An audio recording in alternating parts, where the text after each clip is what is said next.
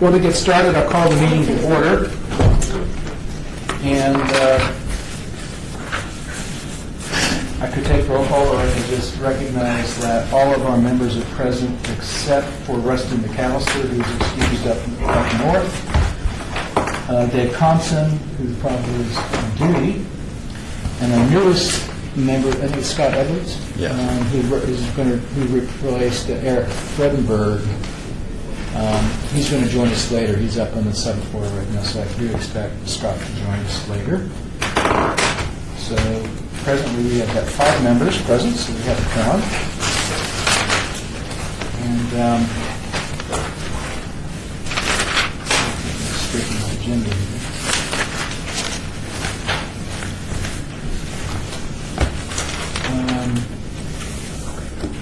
It's not a public meeting, so I don't need to call for public comment. We have no items on the consent agenda.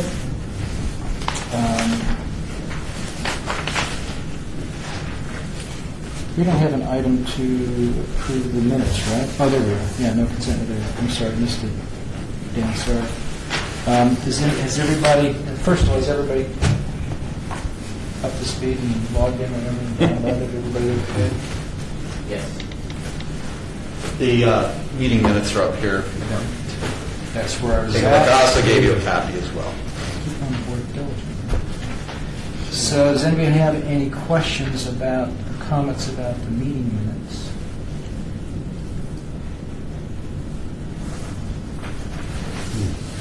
Not can I have a motion for approval? I'm sorry. Okay. Second. Please vote. All in favor say aye. Aye. Opposed? None. All right. Freddie, we'll turn it over to you for the capital markets overview. Okay, and before I get into that, I'd like to,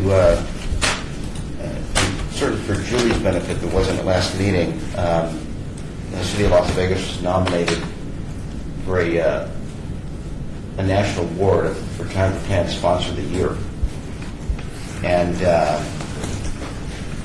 I'm happy to update the community and let you know that the City of Las Vegas is one of 2 national finalists. And so we got a second in our back pocket. And on March 31st, I'm going to be in New York with Dan and Bob, and see if we can win first. So everyone should get an award for everybody in this room, and you guys have stepped up and put your name out there as a fiduciary and voted, made positive decisions that are going to affect city employees that are participants. So this is second place is great, but if you win it, it's an award for you, and hopefully you recognize the fruits of your labor. So you guys deserve a lot of credit. Before we move on, has everybody met Bob? I'm sorry. Yeah, no, it's fine. Yeah, I'm Bob Conley. I'm the new risk and benefits manager. So my 7th week. Yeah. And he's already turned the place upside down. I'm not sure it's a good way, but We'll discuss that in about a year from now. that's right. You remember Bob? That's right. Just, y'all know have a sense of humor. Angela, don't write that down.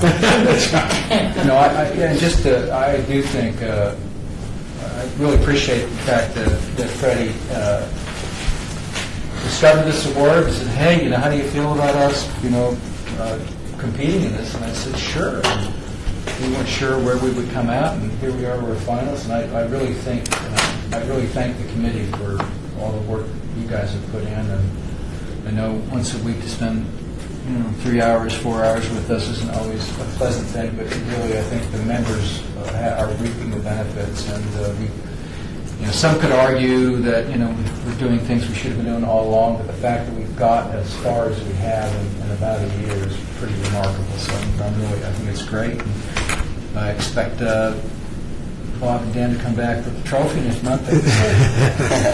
Bob is a prior winner, by the way. No, I didn't know that. 2010, right? Yeah. Nevada Energy. We won, 2010 corporate. In a different category, obviously. Yes. Yeah, for those of you that don't know, you go out to the site, there's what, 5, 6, 7 different categories? Yeah.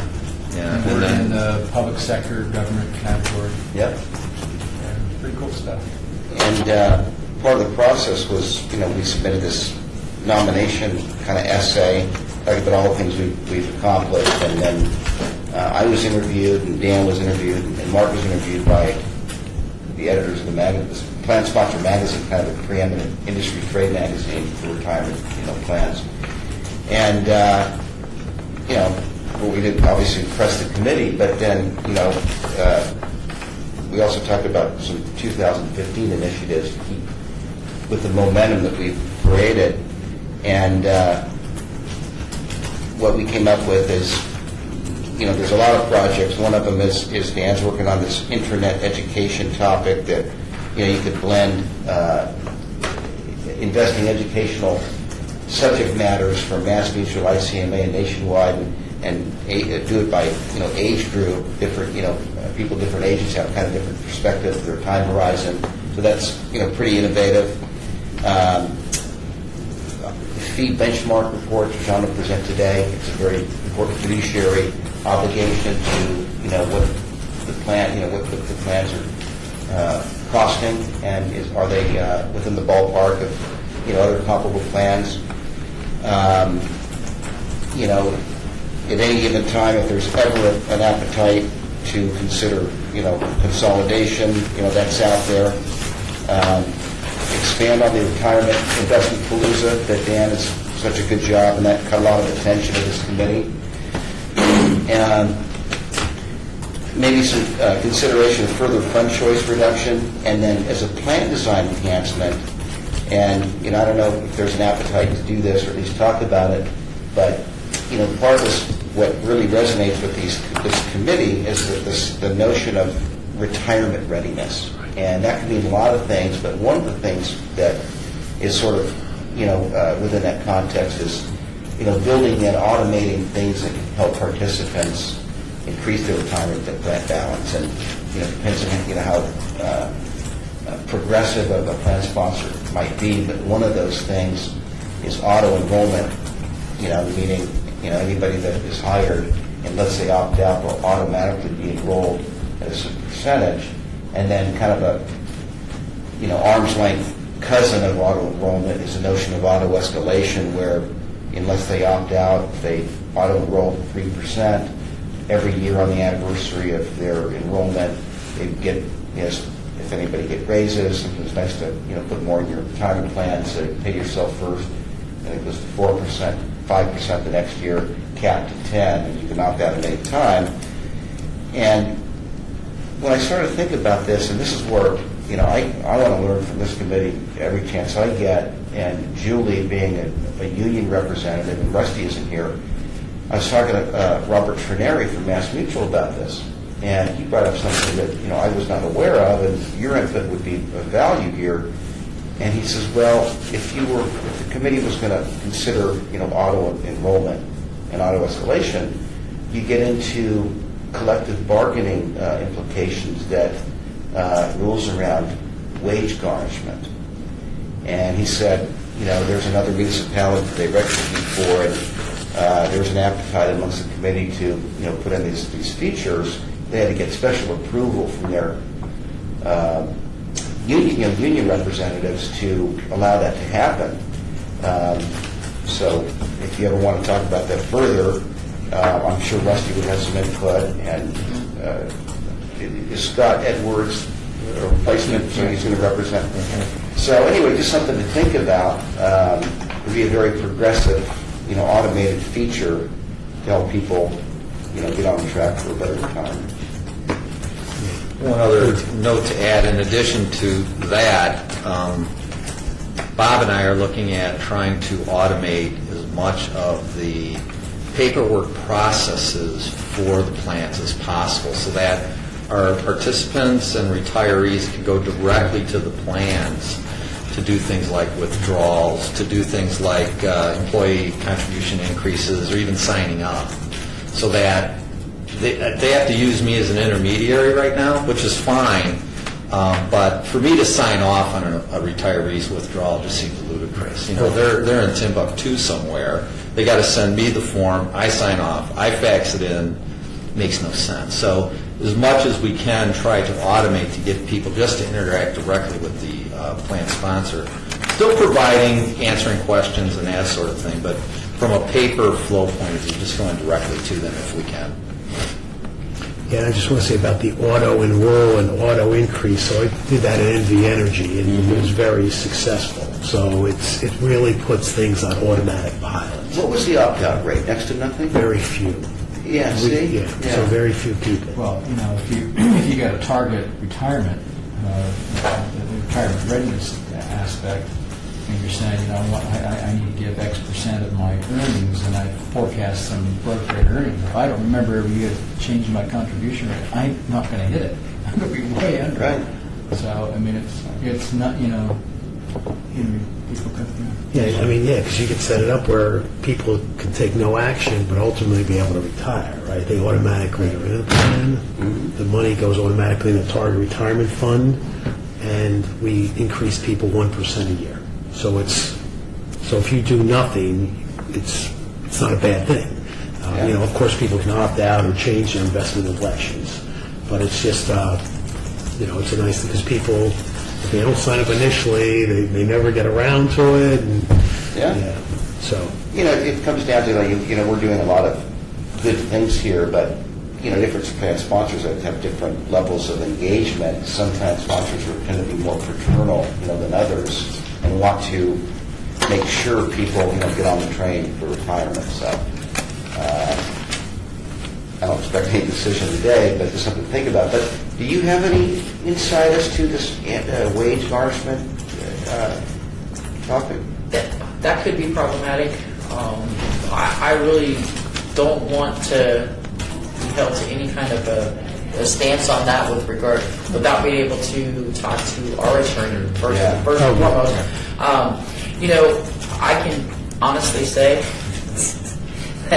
that again, and I've said it several different times, not that I don't think that might not be a good idea, but I think that you have to ask the question, do you want to, and give them an opportunity before they just automatically happen, because trust me, with some of the people that I deal with, and I deal with a few, they would be having a fit about someone automatically increasing the deduction, or you know what I mean. So it's kind of like, not that I don't think that it might not be a good idea.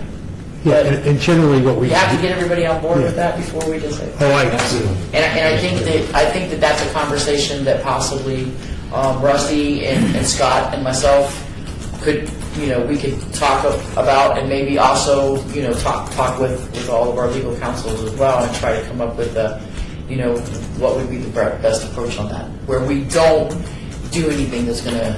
Right. Well, no, it was completely voluntary. When we sat down with people, say, this is what's going to happen unless you tell us right now. Unless you tell us right now. And then my other issue with that is that, we generally try to get people into a new orientation, but things happen and they don't make it to that one, and then 6 months from now or 8 months from now, all of a sudden they might finally look at a paycheck and say, oh, what the hell's going on here? I didn't do this. Right. You know what I mean? So how did this happen, and why didn't someone tell me? So, because those things happen, I know, I can tell you right now, truthfully and honestly, I have a couple people that's been employed since 2012 that's never been to a new employee orientation, and didn't find it out till in the last couple of days. So they've never been to it. But people that have will I'll make sure. Yeah, Mike is aware of the list, but that's what I'm saying. I mean, you get into instances where because of schedule or because of the job or whatever, they can't seem to get released to make it to that. So we need to make sure that if we move to some kind of a process as such, they're going to be notified, even if we have to sit down with them specifically. Dan, let me just suggest this, because obviously, if we're ever in a situation where we've got to get the three bargaining groups to agree to something, it's going to make it more difficult. So, and I hear exactly what Julie's saying. I know that would be the case. A couple questions I have in my head. Maybe you can just follow up and talk to the different administrators to see if it's possible. I guess one thought is, can we have automatic enrollment for different groups? Apply to some groups and not all the groups. Does that work? How would we do that if we did that? because, Julie's folks may say yes, and the other groups may say, no, we don't want it, and then what do you Sure. do then? The other thought I have is if there's a way that maybe it's not, well, the automatic enrollment's automatic or it's not, so that's a different issue. But the automatic increases. One of my pet peeves is the plan I'm in, I can't apparently do that. I have to manually change it. And so I should be able to have an option, whether we do it automatically or not. I should have an option that says, I'm checking the option that whenever I have a wage adjustment, my contribution is a percentage of my eligible compensation. That's what I'm saying. We're working on And that's an Oracle Oracle to do the percentages. I knew that, I forgot. And once that's done, Then we'll be taken care of. But I'll check on the other thing. So, I mean, those are a couple things that would make the plan better, Yeah. I think. But I do think it's worthwhile, and maybe at another meeting when we have all the members here. And I agree. I mean, I think it could be very worthwhile. There's just concerning factors there. And I'm not saying that it's our fault or the city's fault. I'm just saying that when you get into a reality situation where we just found out that, there's a group of people that for whatever reason never got over here, don't have a handbook, don't have a city policy book, don't have this, and you're sitting there saying, how did that happen? You know what I mean? So, and it does happen. And the funny thing is, if they had one from 12 years ago, it'd be out of date anyway. And it'd be allocated anyway as well. So, The communication of our policies and procedures and benefit plans is an ongoing annual basis. Right. And that's why we have communications every year throughout the Right. benefit palooza and the investment palooza. Right. Because, what you had when you started 20 years ago is not what we do. It's not what we have today. That's an Exactly. ongoing issue. All right, got it. Okay. Good idea. Yeah. We can look at the ways of implementing partially, completely, or differently, and that'd be Right. great. And then we can just talk about that later. because I think it would be a good idea. And then the last initiative, try to increase the education communication participants around the general account. And I'm going to talk about the general account as an agenda item a little bit later here. So with that, we'll start with Mass Mutual. Back to another thing for a second. I had a conversation with a financial planner a couple years ago, and I mentioned that I was in the public employees retirement system that will compensate you for 75% of your salary. He's like, you're wasting your time if you max out your 401k. You're going to have more than your salary in retirement if you max out your 401k. Well, it's He not said, true. enjoy your money now. But that's not true for everybody. No, I know it's not, but I'm just saying there are financial advisors that are thinking that 75% of your compensation in retirement should be adequate for your retirement. Enjoy your money now versus maxing out your 401k and ending up with 140% of your salary in your pension when you're not able to. But see, the other, John, just from my perspective, that's easy to say, except that for whatever reason, my employment's terminated tomorrow. Whether Yeah, I don't agree with it, but I'm just So saying. now I'm going to now I got to find work elsewhere, and if it's a problem in the government sector, I end up in the private sector. I don't, so. Yeah, no, I don't So agree with I think advice, it's but stupid. there are financial. I thought it was stupid advice. I agree. I maxed out my 401k, but there are advisors out there who are saying that. Yep, no, I understand. That's because they want you to buy into their annuity program. Well, of course, you're welcome to invest with us. Everyone's got an angle. That's right. Okay, so does everybody have the Mass Mutual book queued up? Isn't it this packet? No, It's in no, here. It's in, What's Dropbox the or saying? Notability. I'm in Notability. Let's see. Let me get there. What's its title? Mass Mass Oh, Mutual. we're doing Mass Mutual. Q4214. Got it. Okay. And as a lead-in, here's a capital markets overview for the fourth quarter. Domestic equities continue to race ahead during the fourth quarter of 2014 amid spikes in volatility, dramatic declines in oil prices, and the Fed's conclusion of QE3 and the continued strength of the U.S. dollar. There were positive signs of a healing U.S. economy as third quarter U.S. GDP grew. Growth was revised to a staggering 5%, the best pace in more than 11 years. The Dow was up 5.2% for the quarter, NASDAQ was up 5.8%, S&P 500 was up 4.9%, and that was its eighth consecutive quarterly increase. 7 of the 10 sectors of the S&P 500 advanced. Utilities were the best, up 13.2%. Consumer discretionary was up 8.7%. Consumer staples advanced 8.2%. The laggards were energy, which declined 10.7%. Telecommunication services was down 4.2%. Materials were down 1.8%. Morgan Stanley economists expect that U.S. real GDP will be 2% in 2014 and 2.7% in 2015. Global GDP growth forecast is forecast to be 3.2% in 2014 and 3.5% in 2015. Commodities struggled for the quarter. Bloomberg Commodity Index was down 12.1%. Gold was down 2.3%.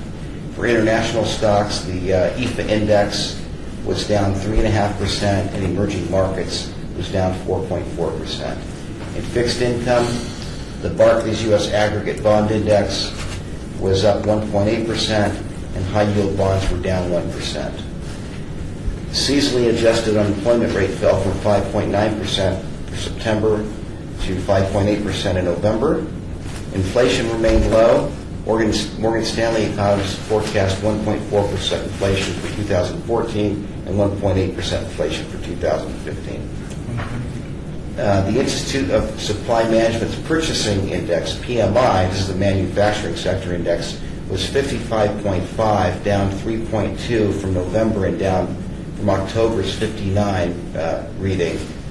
Generally speaking, an index over 50 indicates that the sector is expanding, and that PMI below 50 but over 43 indicates the market is shrinking, but the overall economy is expanding.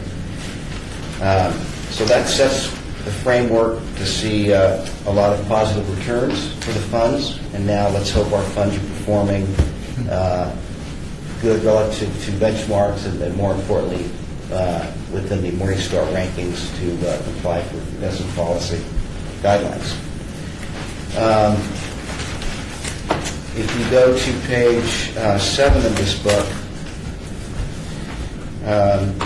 this is our executive summary, our watch list, and it used to be a lot longer, but in this we've got the American Fund's Capital World Growth and Income Fund and the Oakmark Equity and Income Fund. If you go to page 8, here's the, they call it the 30,000-foot view of the plan.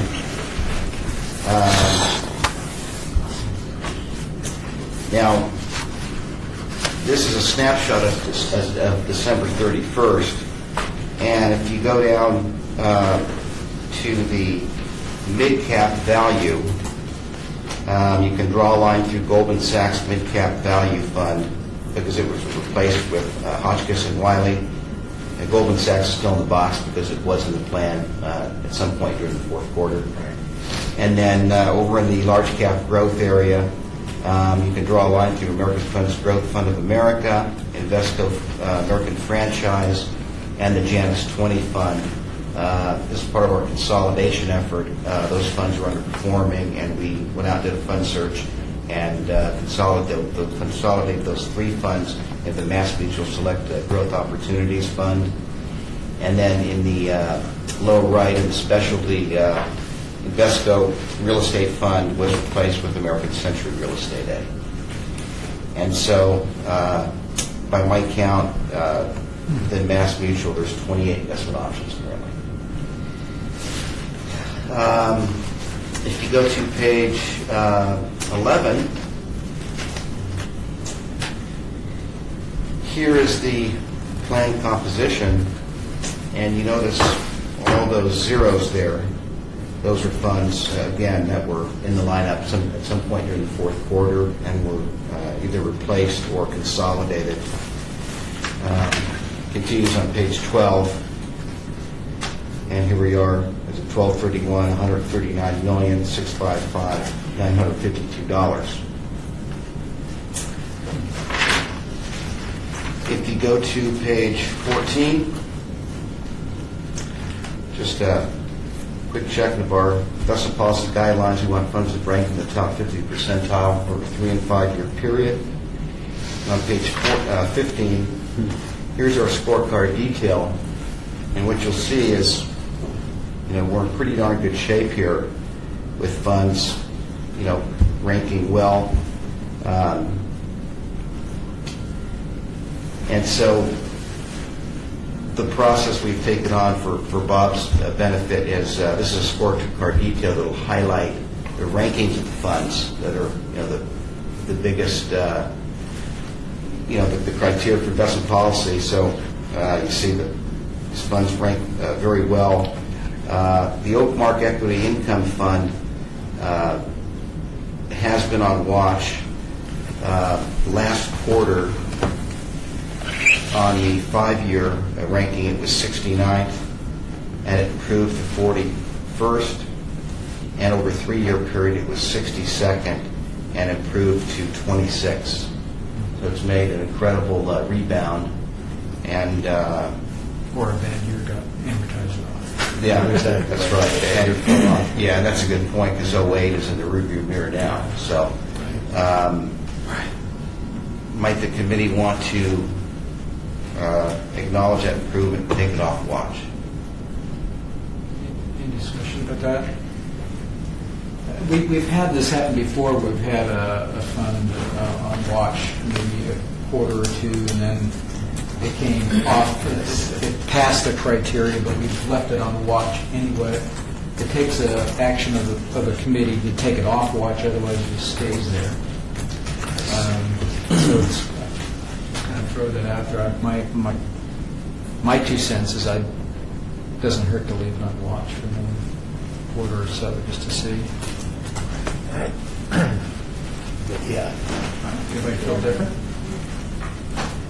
Well, we can always put, everything is really unofficially on watch anyhow. But just to, I don't recall, what was the number last, the 2 numbers last? Yeah, so we're looking at fourth quarter last year, but Yeah, after the third third quarter, it was on the 5-year, it was ranked 69th, and the quarter before that, it was 90th, and on the 3-year, last quarter, it was 62nd, and 48th before that. Fred, just as a reminder, the policy, their policy is when they hit the criteria, they go on watch automatically, and it takes a action for us to get it off. And so we did that to simplify the number of times we had to vote and stuff, is why we did that. Nothing bad happens by leaving it on watch.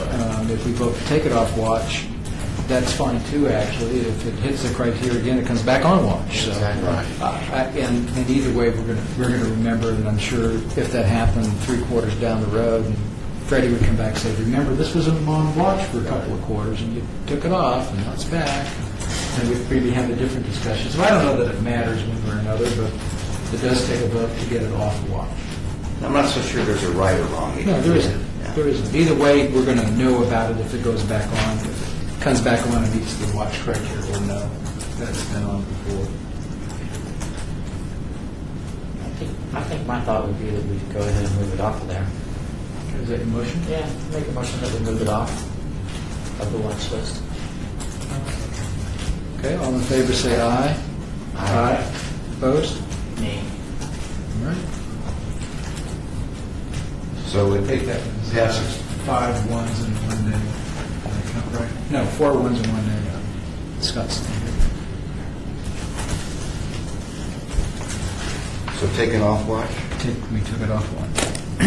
But you will tell us. It comes back on watch in a year or so. You say, remember when? And you could say it's Julie's fault. No, you won't say it's yours. No, I'm saying Is he that can say the it's. minutes? I'm saying he can say it's my fault.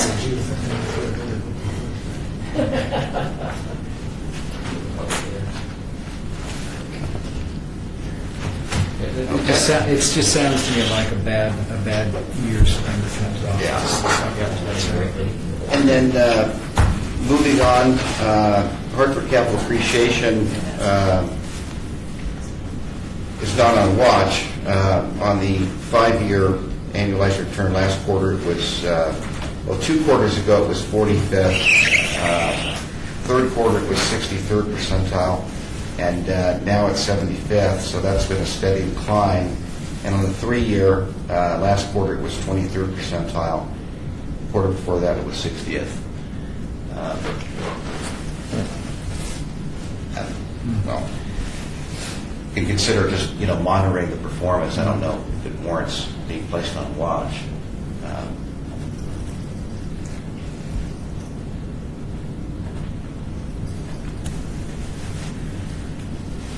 Any other thoughts? Committee? So it's actually getting on the 3-year, but getting worse on the 5-year. That's what I was getting ready to say. Right. Is why is that? How is that It's- happening? It's the timing of what year the bad event happens. Okay. Yeah. So I will just make a note to monitor the trends of the rankings. Yeah. Fair enough, okay. Here's our index fund, doing fine. In the large growth category, as I mentioned, you can draw a line through American Funds Growth Fund of America and Invesco Franchise. And on the next page, Janus 20, because those funds in December were mapped into our new highly ranking fund on page 16, the Mass Mutual Select Ops. Nice rankings.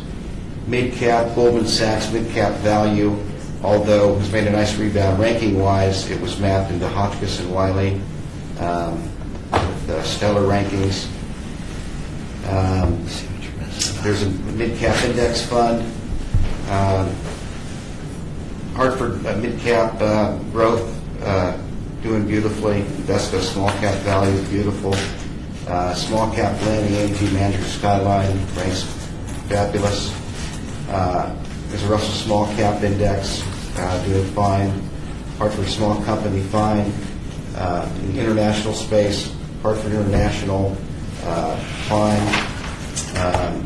And MFS International fantastic. And then we're on page 17 now. American Funds Capital World Growth and Income has been on watch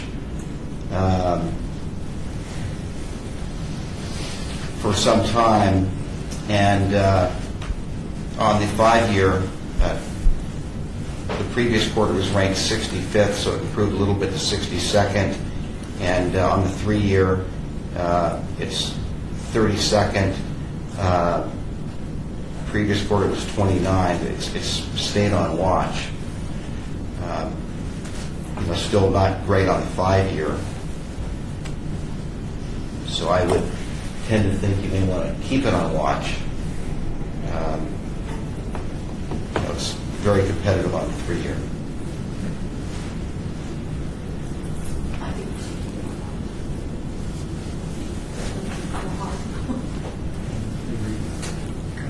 No motion on that, we'll leave it on watch.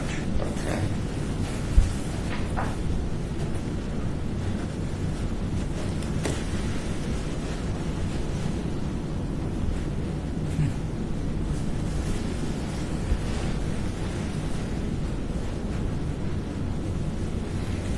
There are really some good ranked funds in here.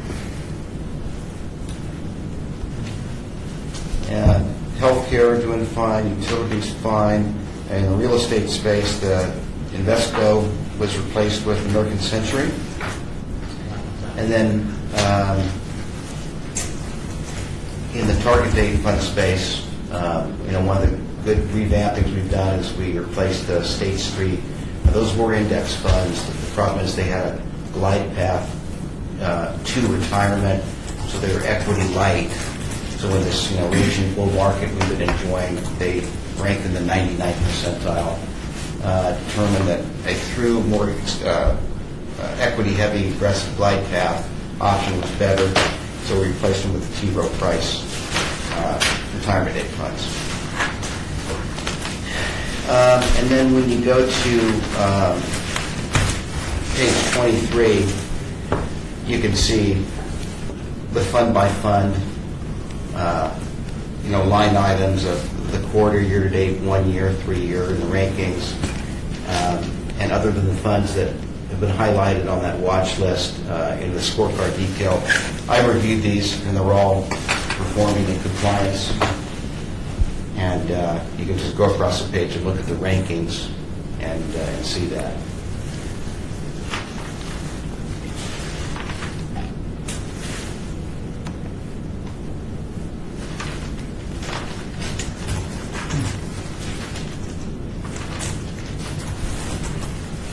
And that pretty much concludes the performance for Mass Mutual. That fund lineup looks better and better. Yeah, we had a lot of progress. Any questions, comments on Mass Mutual, we content to move down the agenda? Yep. Okay. Staying within Mass Mutual, this is kind of part two of the topic of discussing the general account. It's always been a popular topic of conversation, and within the 135 million or 60 million or so of this general account, huge percentage, got a great crediting rate, 4%. You can't go out there and get that if it was a new piece of business for Mass Mutual. But the first part was, last quarter we had our Morgan Stanley's analyst dedicated to stable value give the overview on the three different types of stable value products, either in a collective trust fund or in a bank, or an insurance company separate account, or the one you have, an insurance company general account, fixed account. So that was the general overview, and then part two is a little more specifics of the Hartford general account. And so if you look at this fourth quarter,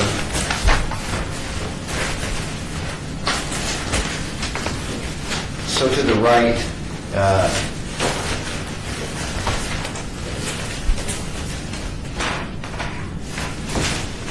you've got the asset allocation in terms of the components of the assets, long-term bonds. A large percentage is kind of counterintuitive, because if you had your own bond portfolio, it wouldn't really be a very optimal time to be buying long-term bonds with interest rates, presumably going to be going up. You'd be taking on a lot of interest rate risk if everybody doesn't understand. If you own a bond and interest rates go up, the value of that bond is going to go down. But you don't really have to be concerned with that, because participants are getting a guaranteed fixed rate, and the insurance backing of high ratings of Mass Mutual would guarantee the stable value of that, and they're just trying to match the asset allocation of their assets with the long-term liabilities, kind of like a purse, let's say. Except that 2/3 of the bonds are corporate. Yeah. And a high percentage of the bonds are BBB or lower. Yeah. So they tend to have a higher correlation to equities than they do Equity treasuries. bonds, So that's why. Yep. That's why they're they're long-term or they're fixed rate bonds, but they tend to, the market value tend to be more. Yep. Spreads are going to widen more. Yeah. And what Mark's referring to is the B, AA, B, triple C, and below. You're looking at 40% or more. They've got 57% in A and above, investment, A and above, and then, so that means.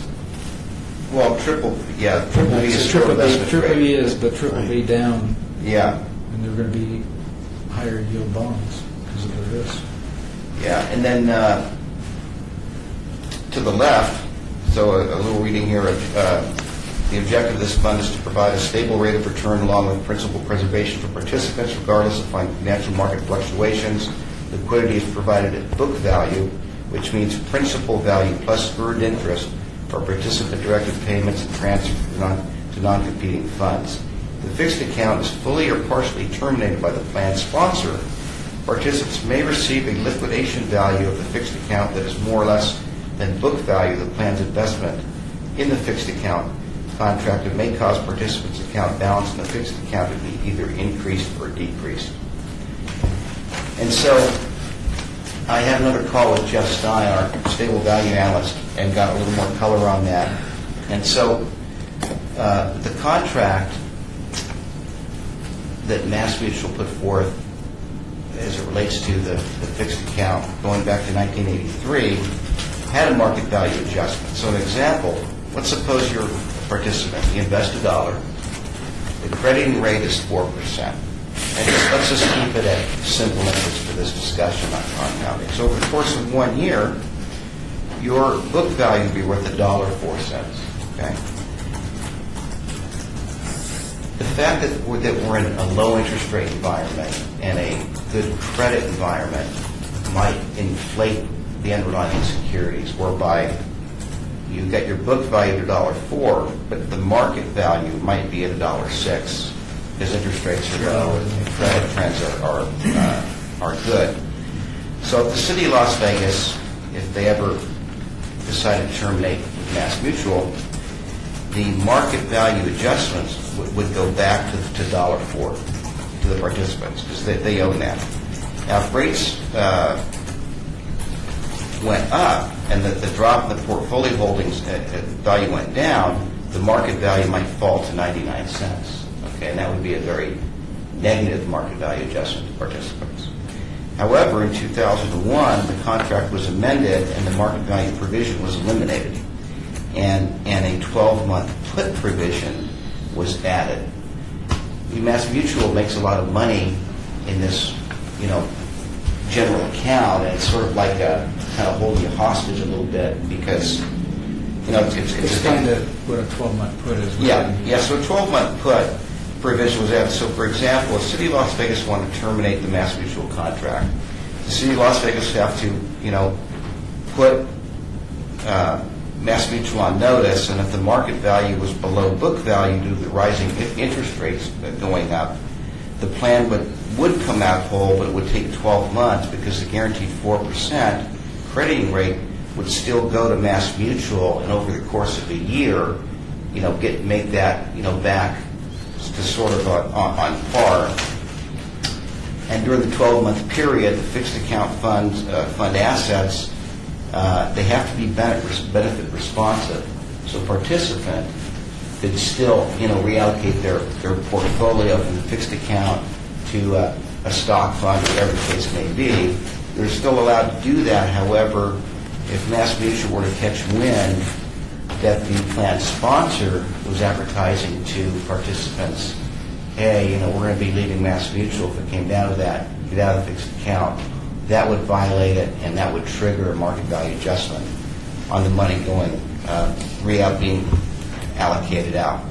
And there could be two possible variations to that. And I think, we're going to, and by the way, when we go to New York, we're also going to be visiting Mass Mutual. I think it'd be a good topic to talk to them about it. That two potential variations, that if the city moved the plan to a new record keeper, a possible general account fixed fund assets can move to a new record keeper, and the new record keeper can take some of the crediting rate of a fund, presumably the new stable value fund, and flow it back to Mass Mutual and amortize that shortfall over a certain period of time. That's one possibility. The other possibility is if the market value, like it is right now, is very possibly is above book value, but Mass Mutual potentially waive the 12-month put on the premise that they could take the capacity of their general account and offer it to a new client at a much lower crediting rate than 4%. And that's pretty much the essence of. One thing we did learn when we met with the Mass Mutual folks, and they met with them. Were you there Freddie? Was Freddie there that day? Or was it They just you, me, came and to Bob? my office first. I think it was just- Yeah, they met with It was just you and I and Bob Freddie that met first, with yeah. Robert and the new Manager. the new manager, yeah. And one of the things that I learned from that meeting, my favorite was always that with so many people and so much money in that account, and with the rates being historically low and staying there for a while, that ultimately they would drop the crediting rate from 4 to 3 or something. And part of what fueled that a little bit for me personally was when we did the RFP process. They actually, as some of you may remember, when they bid on the account, they actually bid with a decreasing crediting rate. which also fueled my belief that we were going to reduce it anyway. What we learned when we met with them is that our account is apparently different than everybody else's account. It is 4, and it is unless we terminate that plan, they tell us it's 4 forever, which is a deal that no one else has. So unless you believe that rates are going to get substantially higher than 4, which who knows what the future is, but certainly not going to happen anytime soon. There really isn't any reason to say we want to get out of the general account or close it for other risk reasons, I suppose you could argue. The other issue, remember that when you have the general account, your members' assets are commingled with essentially the financial institution's assets, in this case the insurance company. And if they were to go bankrupt, our employee members are treated like any other creditor. Nothing is secured or put in trust for us. And we talked about that coming close to happening in 2009 with Hartford at that time. So that's the other issue is the risk. But at this point, the idea of saying that we would close that off and then have to either give a 12-month put or have to work out some other process and then lose the guaranteed 4% doesn't seem like anything I'd be willing to swallow. So I thought I'd share that with you guys. That was always our concern, was that the 4% crediting rate would drop, and they're telling us, as long as you're with us, you got 4% crediting rate. And we have witnessed it. We all wrote notes that day. Lots of notes. I think that you're going to find, though, as people can start to retire here going forward, you're going to not see a lot of people in that 4%. Well, Definitely in that. funny you should mention. Because there's... The second page. Good segue. You did really good. Well, you're right. No, I haven't even looked. No, I'm just saying because as we get ready to start seeing people retire, they're Look at those demographics. yeah. And that goes back to one of the initiatives of trying to just promote more education, communication to people that are concentrated. And that's the other way you deal with it, is you educate people, so at least when they make the decision, what they're doing, at least you feel like you've done your best job as a fiduciary and sponsor to make sure that they're making a fully informed decision, and that's good. And their retirement specialist has an objective of managing asset allocation with participants. So her objective, what they told us, is not to make everybody all in here, to make sure that they're allocating their assets according to their risk tolerance as well as their age. I would believe that the case would be that they would probably love to see our people retire with their general account. I'm sure they would. 4% credit risk, they actually, over time, would like to see us get out and be able to bring Yeah. the people in Yep. at a lower credit rate. You would think. You would think. Well, that was the only account. That was the only account when this went out to the RFP. That was That was the one that caused all the You betcha, commotion. Julie. Was about that 4%, and it befuddled me. I have to be honest, because I'm like, really? And I think that, kind of looking back, ICMA made the effort to sort of drive some noise around, that competing of 4%. But, when you look at it a little more objectively, you're in it, you own it, embrace it. It's not, it is what it is, and it's not the worst thing. No, it's not the worst thing. Right now, if you're retiring and you're thinking, what's my equity to fixed balance, and you tell me I can get 4% guaranteed, makes that decision, that math a lot easier for me. Yeah, considering Considering they say it's for life, so my only concern now is will the city stay with Mass Mutual forever and a day till I croak. And there are some retirees that I deal with that I encourage them to put the money into the 4%, and they can use that for healthcare premiums and deductibles and that sort of thing. So, if you're running asset allocation, you've got your equity exposure, And if you think of the 10-year treasury is at about, what, a 221 or something today? I can see it. And you, going out 10 years, and you get 4% daily in and out. It's a no-brainer. Yeah. It's a no-brainer. Absolutely.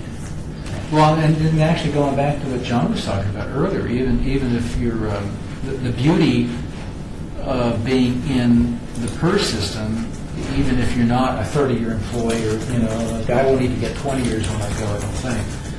Take a miracle for me to stay 20 years, but Like 18 and a half. yeah, it's actually tomorrow. But anyway, I mean, the point of that is, if half of my income, my current income, is going to be guaranteed through PERS, and then the other half I'm looking to fill so I can maintain the same standard of living, John, and I'm doing that through my deferred comp, and I can find something like a 4% guarantee, I can be way more aggressive on the equity side. Maybe I stay 60. I'm just talking to me personally, not you guys, not giving advice. But maybe I stay 60-40, 40% in the Mass Mutual, 4% the other 60% in the equities, because even if the equities die on me for a few years, it's not like I'm losing half my income stream. I can afford to absorb it. But then I get all the upside. If I can weather through a little bear market, I'm there for the upside. So why wouldn't I? But anyway, that's just all part of the education process. So yeah. Okay, that's very helpful. Thank you.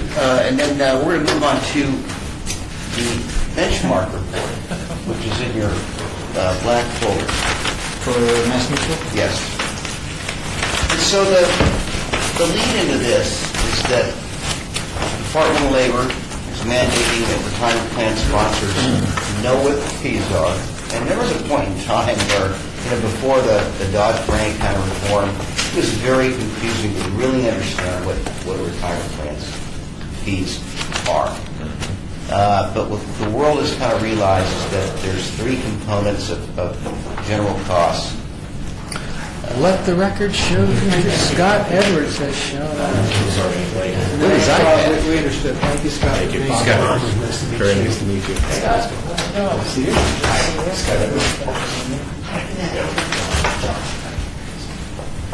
Scott, we're not going to try to catch you up with us. No, please don't. So Scott Edwards, Scott Edwards. my advice would be feel free to throw any question you want at us. Am I on the wrong side of the No, table? no. Every now and then we put something on the board up here, so it's...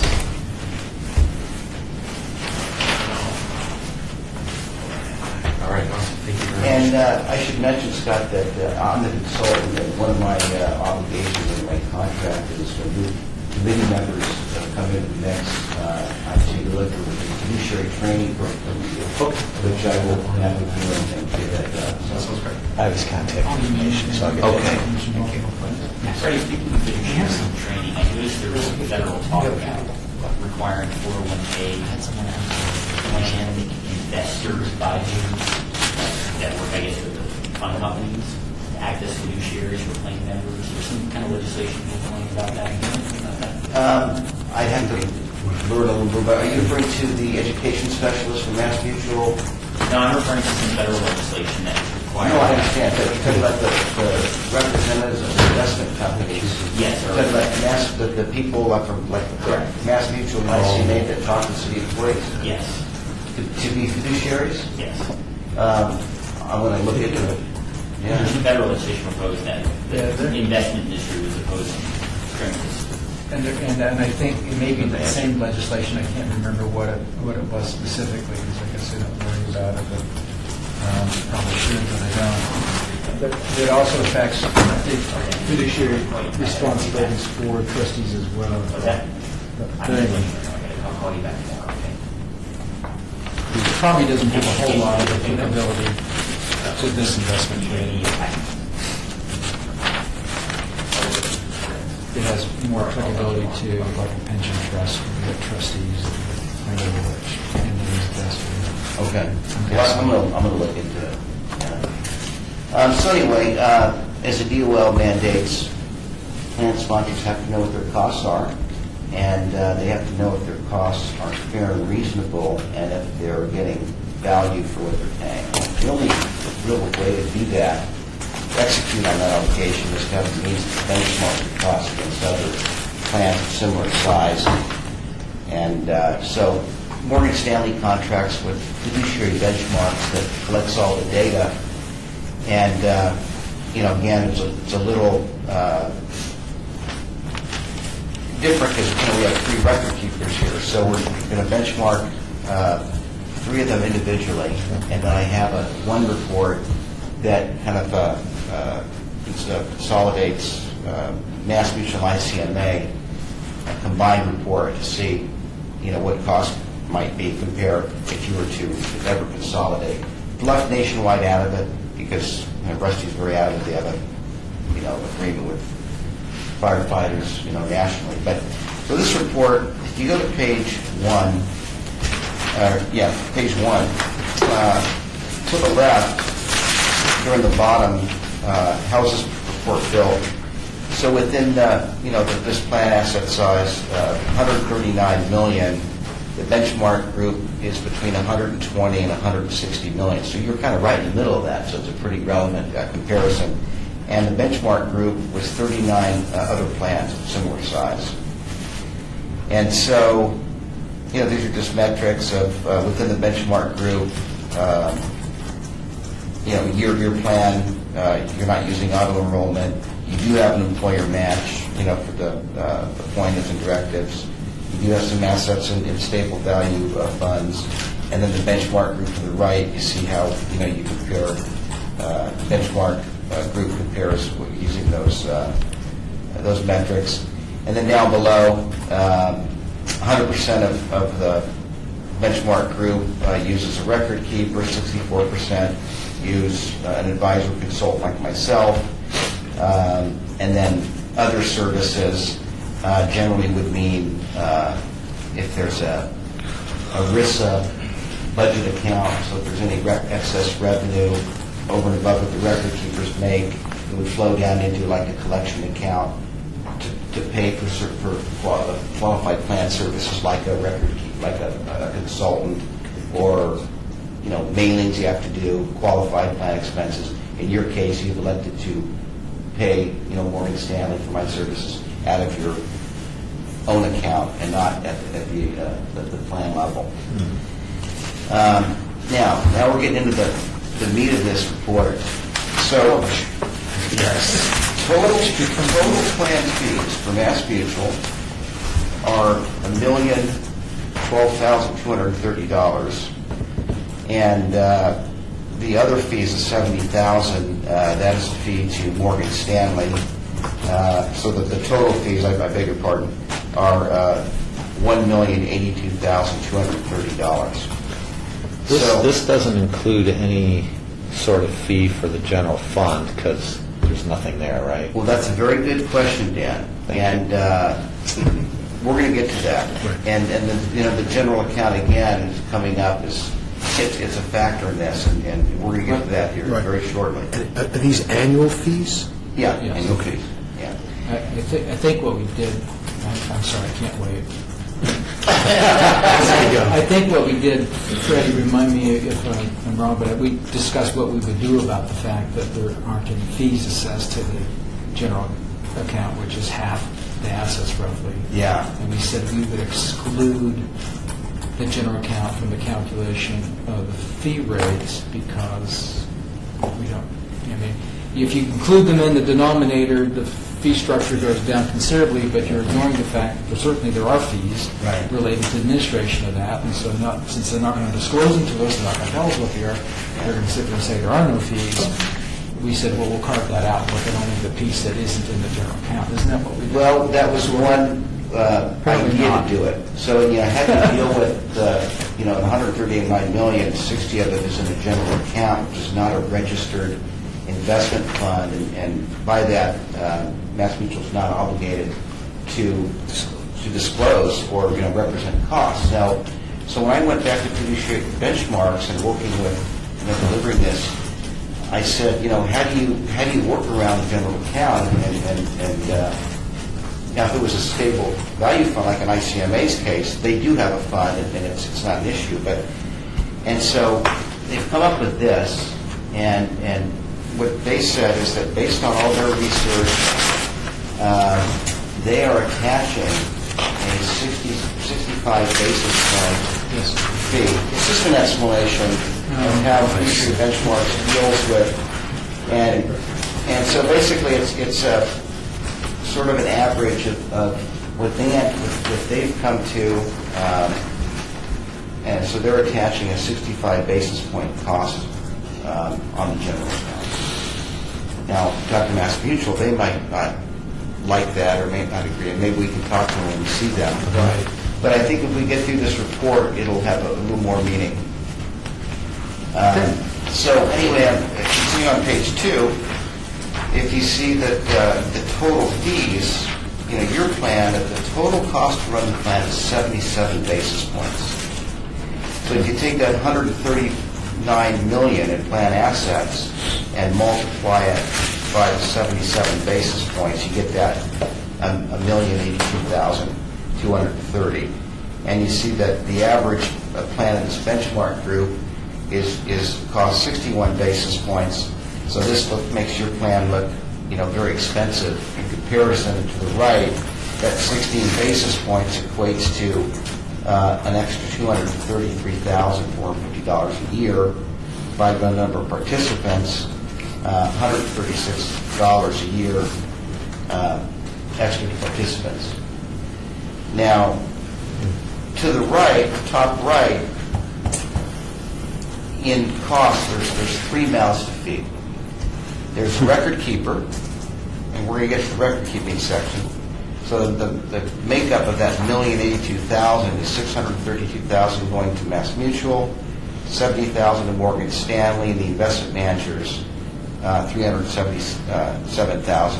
The other, the $2,052, is a negligible cost that when you're looking at the expense ratio of the mutual fund, it's quantified how much goes to the investment manager, how much goes to the record keeper, and some funds have a little fractional cost they keep in another category for marketing.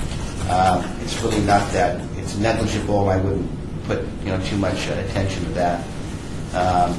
But if you go to page A2, now that we're talking about it, Which the appendix, there's appendix A2.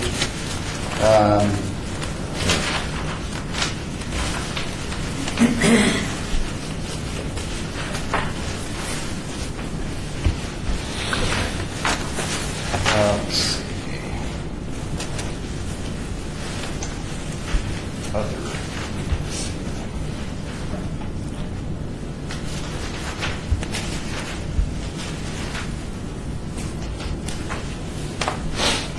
Well, I'll get to it. Maybe it's not on A2, and I'm sorry I directed you there, but it's the least important in this report. If you go to page 3, now we're going to see how the record keeping looks.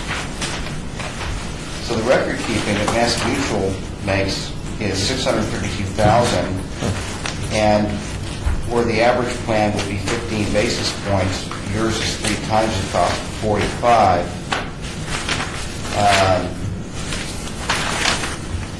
So that makes Mass Mutual as a record keeper look expensive, but don't condemn them just yet.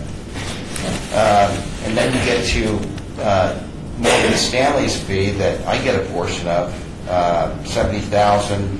And it's interesting when I present these. Sometimes, I win business, price my fees. The fees are unfortunately are coming down. We're all going to be out of business pretty soon because advisors keep undercutting everybody. And sometimes advisor could be exposed to being high. Now, a part of the lead in this is that your costs don't necessarily have to be the lowest. They have to be fair, and you have to be getting value for what you're paying. But at least in this case, my costs are on average. Okay? Craig, can I ask you a question? Yes. As to the assumed 65 basis points for the general account, Yes. the guaranteed account, was it all categorized as record keeping, or was it categorized as management Investment fees? costs, yeah. That's very good. So it was also, so when I go back and look on page 2, that investment manager number of $377,000, is that whole point, is that whole 65 basis points stuck in there? It's being allocated to record keeping and not That's investment my management. question. Yes. So it's all in record keeping? Yes. The whole 65 basis points And that's on the how- general account is Yeah. considered record keeping? That's Okay, correct. Gotcha. And that's a very important distinction, by the way. So it could be, since we're sort of imputing the 65 basis points based upon what fiduciary beneficiary benchmarks says that their survey is telling them, it could in fact be driving the record-keeping piece up higher. That's exactly right. Right, Yeah. just want to get it clear. Yeah, and again, it's another quirkiness of the general account, okay? So on page, we did page 3, on page 4, now you're getting the investment management costs, and here is where your plan was cheap in the investment section.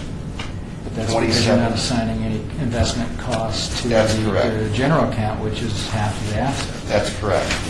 And so now if you go to page A2 on this, now there's an appendix that relates to this, and you see that fund lineup, and a third of the way down, where you've got this general account of 60, almost 65 million, and 65 basis points, so it's creating a very high weighted average for the cost from that fund. And where, if you go to the right, where it's indicating the investment manager's keeping none of that.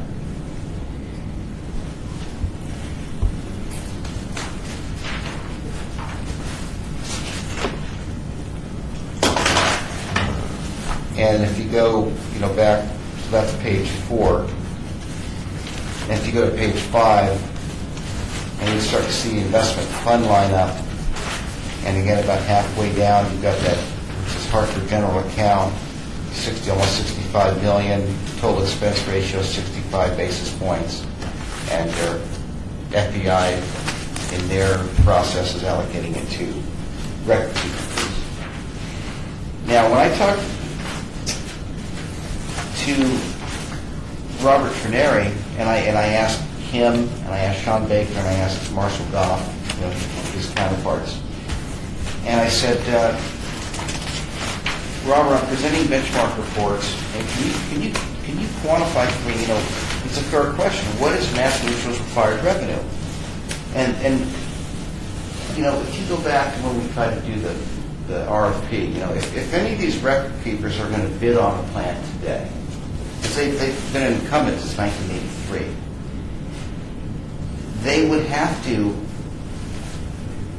they're bidding on a plan, and so they'd have to say what the required revenue is, and then if the plan wanted to build in any additional revenue to pay for costs that I referenced before, you could have certain mutual funds that have more record keeping and build in more revenue. There's nothing wrong with that.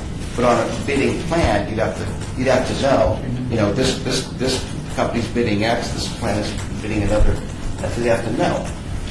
And so his response is that it's a little hindsight. He says, as you know, dating back to 1983, the city of Las Vegas is not on a required revenue basis. However, Mass Mutual is making 15 basis points. So that's the way he sees it. So, he doesn't, it's very hard for him, or probably Mass, to acknowledge that there's any costs to the plan or participants associated with the general account. And that's, always going to be probably a disconnect there.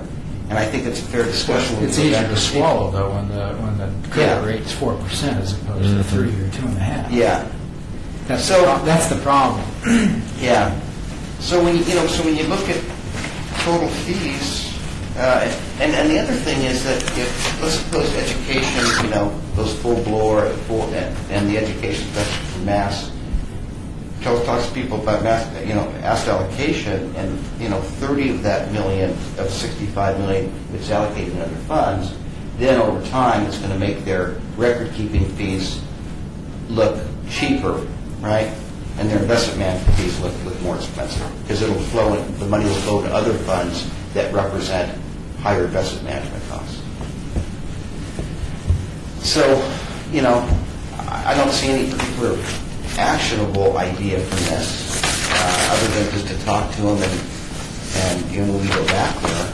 But if you ever going to, you know, put them out to bid, at least you have some sort of point of reference as to what you're paying and what another provider might charge all in on a $139 million piece of business. Is there any fiduciary exposure to having a high record-keeping fund? I don't think so. High because record-keeping fee. High or- fee. yeah. I don't know the exact answer to that, but I think that you have to consider, you know, revenue to run the plan has to come from somewhere, and I think you have to weigh it in aggregate. But to say it a different way, though, I mean, if you go back and look at the, say it's 77 basis points, all in, right? So, you know, if my target is I need to make net 5 for my retirement, just picking a number, that means I got to be earning 577 because I got to pay my fee, and then what's left is what I get to keep. Yeah. But that's a, you know, that means 77 basis points is pretty high, and it's not one, but it's in the range, it's high. Yeah. I mean, there's no way to get around it. But the problem is we're imputing 65 basis points into the calculation for a big chunk of unknown stuff. Right? The weirdness of this is just the way the general account works, because if we say it's 77 basis points, then we're assuming that the Mass Mutual general account's making 477. That's exactly. We're assuming it's making 477, which they pay 77 for themselves and their management, and then our members get to keep 4. I mean, that's what we're saying. And as Jeff Stein pointed out, it's a spread product. They're giving you 4, and whatever they can earn, they're keeping the rest. You betcha. Yeah. Yeah. But they're getting it. But the problem is, he's right. But the problem is, how are they getting it? Where they're just to get the 4. We all know when treasuries are to what. You know, we know they've got a lot of risk in that portfolio. Otherwise, they wouldn't be able to make the 4. Right. So they're carrying a lot of risk, and yet they're indemnifying us against the risk in some way by their full faith and credit backing of their guarantee and blah, blah, blah, blah, which, depending on how you feel about major insurance companies, you can feel good or bad. You know. But, so, I mean, we just can't seem to get around the elephant in the room. It's a problem, and it confuses things, but who's going to throw out the 4% rate? That's the problem. Yeah, and if you go back to page 3, Robert Canary is representing they're making 15 basis points, and what a coincidence that would be the average in the benchmark group. Yep. And you attach a 65 basis point to that 65 million, they look like 45. But until you leave Mass, you're held hostage by the general account. Well, again, I think the best thing we can do in the short term is continue to do the education stuff and making people aware. And, I mean, I personally don't have a problem with people wanting to invest into the general account. I get concerned about newbies and young people investing everything they got in a 4% guarantee because that's not going to get them to retirement.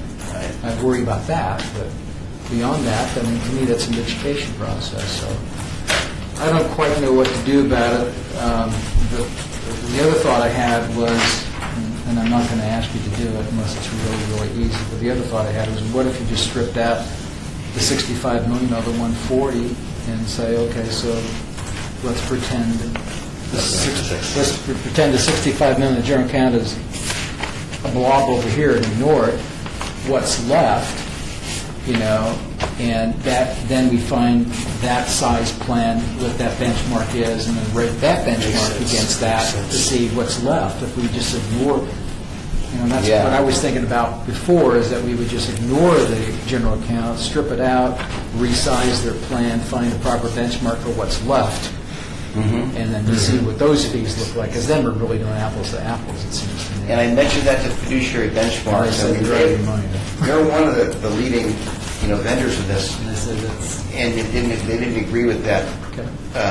But I guess we could try to go through do a manual exercise, but if you took out the 65 million and the purported 65 basis points attached to it, you could come up with a cost on the balance of the plan. It's just an exercise, really. But, my thought is, if the balance of the plan came out and it was low cost compared to the others for that resized, it's just resized fund, then maybe I'd feel better. But if the other one was high priced too, I'd feel even worse. Right. I think it might be. I Then think you're really getting held hostage. if we're using 65 basis points and this Yeah, thing's no, that's- already at 77, I think it might go higher if we carve that out. Well, but look, they can't. Which is fine, but My issue is Robert can't have it both ways. Right. You can't sit there and say, we only make 15 basis points. Right. And not tell us anything about the general account, and then, so we have nothing to do other than assume an average, and, the interesting part, the 65 basis points that we were assuming for that, just turns out to be going close to the average. Yeah. You go back to page 5, the average is 61%, the above average is 66, and they stuck 65 on it. Well, that's just the midpoint. We don't even know. We don't know if it's 65 or 30 or 110. We don't have a clue. Yeah. And so my only other way of dealing with it is saying, okay, well, forget that. We'll downsize your plan. We'll say you're really, what's the math? It's going to be 73 or $75 million plan. We size them up against that, compare their fees, and say, wow, they're really cheaper. Even that, or we say, oh crap, they're even more expensive. And then it starts to build the case that they're not being clear with us about what's going on. Ultimately, though, it's going to come down to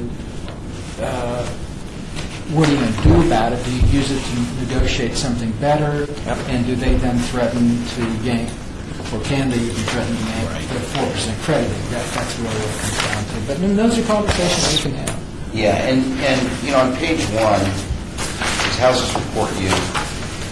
Key element to the annual plan review process, maximum value is achieved when the plan sponsor, its advisor, consultant, record keeper, and other service providers participate. Now, I presented this report to state casinos, and I was there, the committee was there, and lo and behold, their ERISA attorney was there, and it was a great audience to present this. Oh, and the record keeper, because the station's practices, their record keeper representative comes to every meeting, to all meetings. So, we're going back there, and I think it'd be a good opportunity to share this with them. I think so, too. How do they Okay. start a conversation? Why not? Yeah. It doesn't hurt to have a Yeah, I agree. conversation. Yeah. See what they say. And then we'll come back and the next meeting debrief and let you know how it went. Move on then. Okay? Good information. Still frustrated.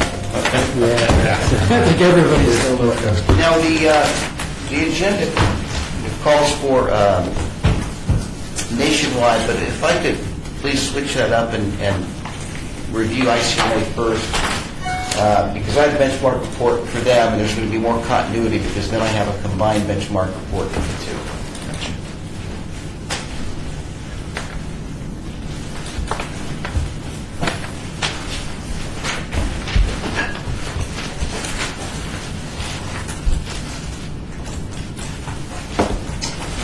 Before you get started, I will take copies of these and put them in Dropbox, so if you want to put them in Notability, I'll get those done. Okay, so I'll make a note to send you. So that's ICMA Q4? Yes. Yep. So I'll have to send you an email with this. Yeah, if you Yeah. could, thank you.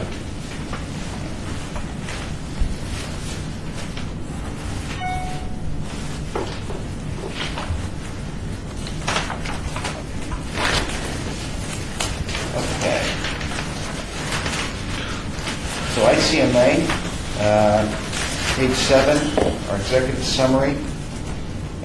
This is our watch list, and you can make some notes. Now, last quarter, the committee did vote to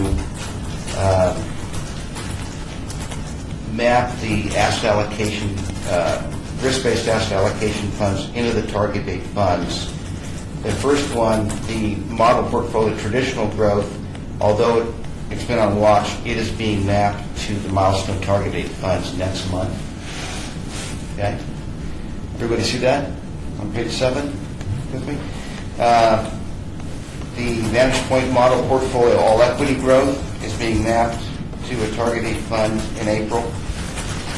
Vantage Point equity income T is still on watch. The retirement milestone retirement income T, that is one of the target date funds. So the target date funds has a series, and this is the most conservative one and happens to be on watch. And so it's stuck with all the others. Yeah, exactly. More or less, it's a package deal. That's correct. So, you got this whole list of the target date funds, and the fact that, one of them is in watch, you're not going to, condemn the whole series. They come as a set together. Vantage Point inflation focus T is on watch. And then on page 8, the model portfolio long-term growth, again, on watch, but it's being mapped to the target date funds next month.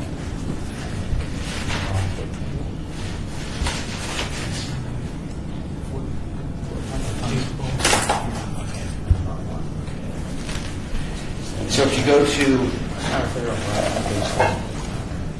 go to page 10, here's the overview of the fund lineup. And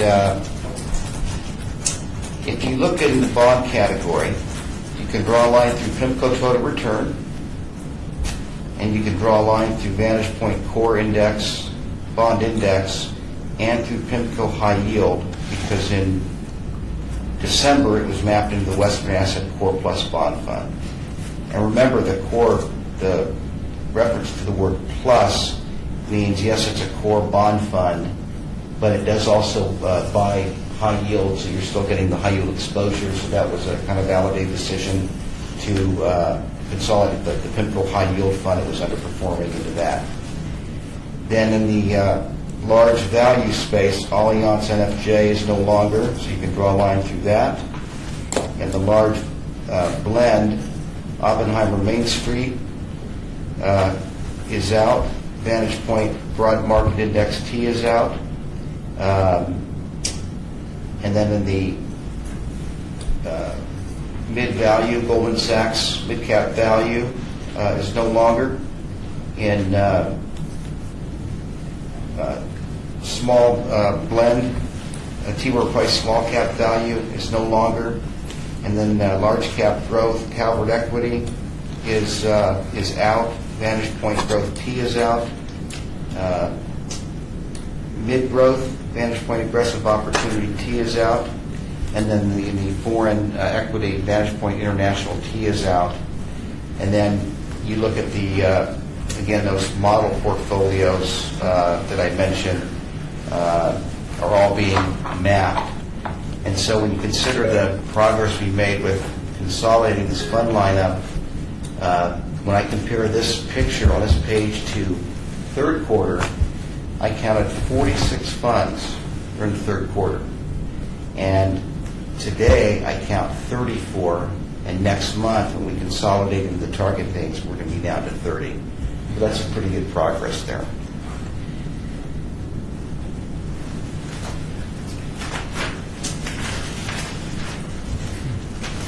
And on page 13, here's the plan composition. And again, you see all those zero balances of funds that were in the plan in the lineup in December that got mapped.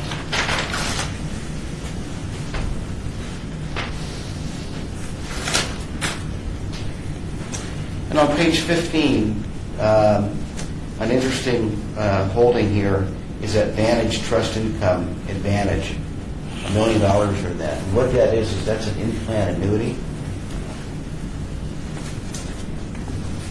meaning if somebody wants to allocate money into that or transfer existing fund balances into that at whatever age they might want to retire, that money, that balance is converted to a lifetime income, annuitized income stream. And that's what that is.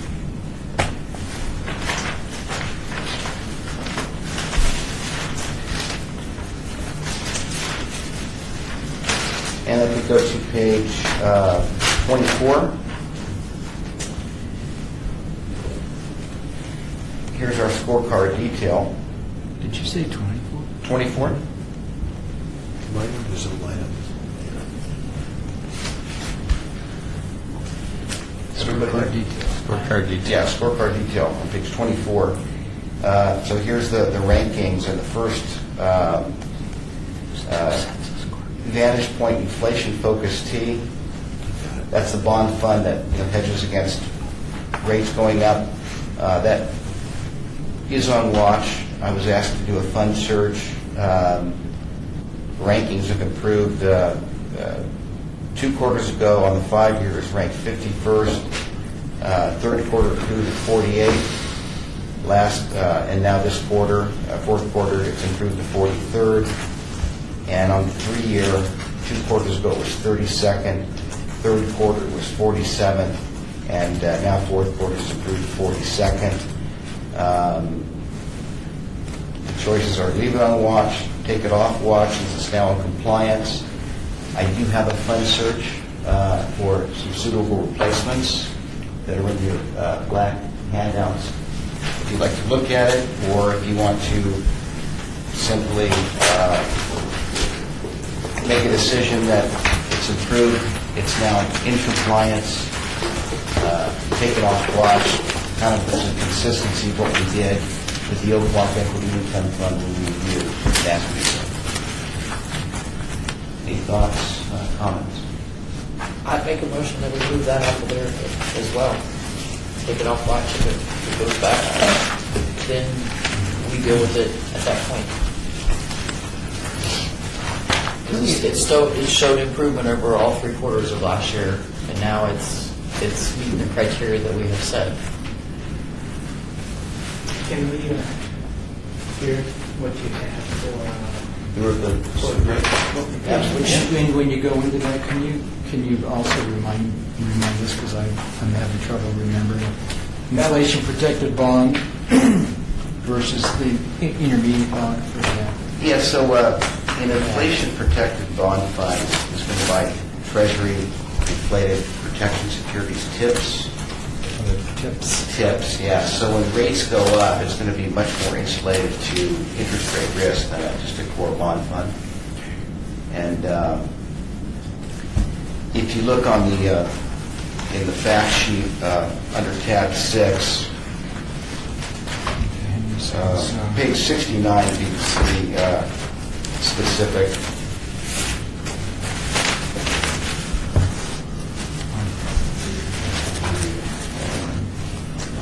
You can see the fact sheet.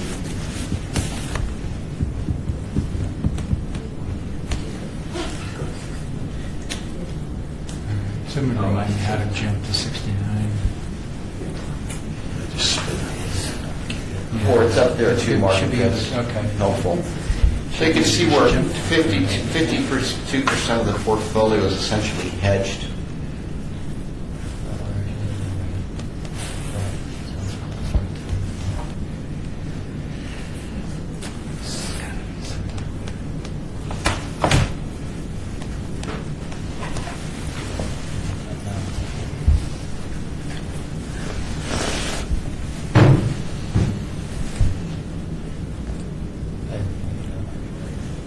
You said 69. It just hit 69. Gotcha. I got it. Yeah, so, relative to just a core bond fund in falling interest rate environment, it's going to underperform because there's costs associated with hedging a portfolio, where, and you see on the left, the holdings, 52% of this fund is hedged. But as rates go up, it's going to be insulated and, save investors money in their value.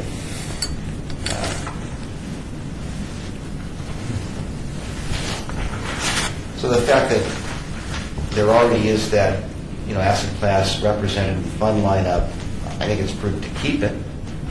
Give people a choice that they know, what they're investing in. I think those defaults to monitoring it, and making sure performance is up to criteria, and if not, look for a replacement. So back to what Ed would ask for, what you Yeah. have. Yeah, so in the folder on the left, your black folder on the left-hand side,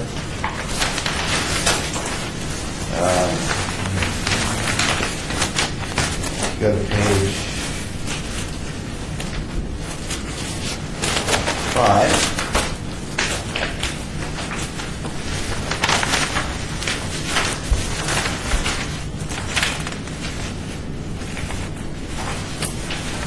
And I should tell you that, this particular fund category is a pretty thin category. I think it's right to your left in there. The plan, Yeah. the plan review? No, it's fund consideration? It says, that's it. though. Plan review. Yeah. My It plan says review, I plan think, is review, page but then it 5. says for There it is. Consideration. I'm slow. Sorry for making changing there. Everybody got it? On page 5, there's the incumbent, the Vantage Point Inflation Focus T. This particular fund group is a very thin group. It's not like a large cap growth fund where there's so many to choose from. So here's two of the better performing ones, the BlackRock and the PIMCO Real Return. You see the rankings, certainly look more compelling for PIMCO. If you go to page 6, you can see the line-by-line performance for the quarter, because it did have a relatively good quarter compared to the others. The performance is improved on the incumbent fund, down 35 basis points. But over the year-to-date period, PIMCO up 342, looks best. 1 year, same thing, 342 over 3-year period, up 91 basis points. 5-year, up 4.33. And you see the rankings to the side, pretty compelling for PIMCO. What would account for the inception to date? The inception date was 13, so it's a relatively new, the Vantage Inflation Focus is Yep. a relatively new fund compared to the others. Yep. And, you can remember before, I got involved with the city, the Vantage Trust was sort of run by a group of trustees, and, when Sean Baker would come and say, oh, by the way, this fund and this fund was replaced, they would make sort of like these, kind of a unilateral decision. So we've kind of inherited, at least from, as long as I've been here, it's sort of inherited that fund. If you look on page 7, the cost of the incumbent fund is 40 basis points. PIMCO would be a little higher at 45. BlackRock is the least expensive.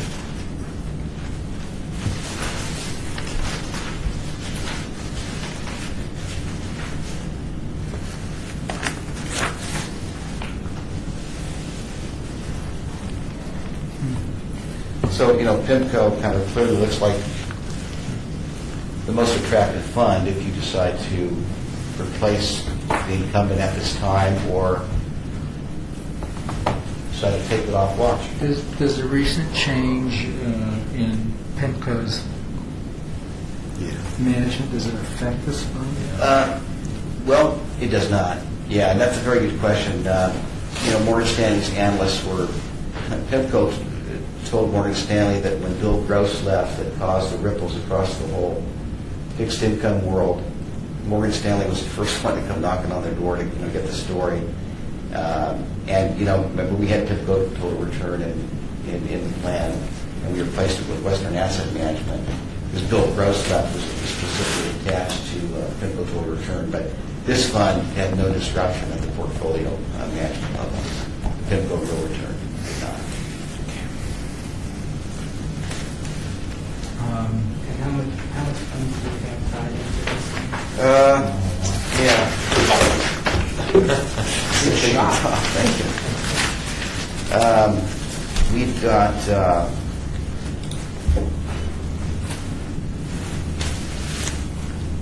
on page 13, we have 173,666.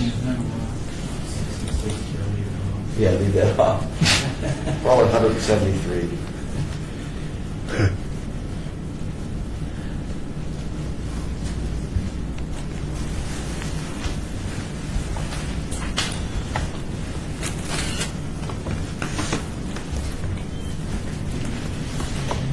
Yeah, I'll remake the motion that we remove it from the watch list and leave it as is at this point in time. If it becomes a problem, we go back and add it back on the watch list.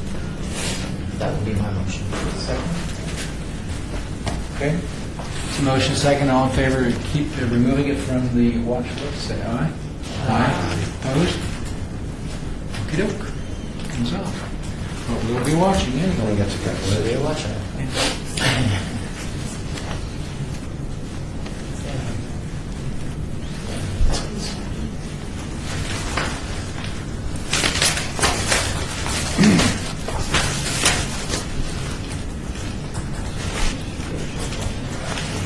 Okay, we're going to go back to page 24.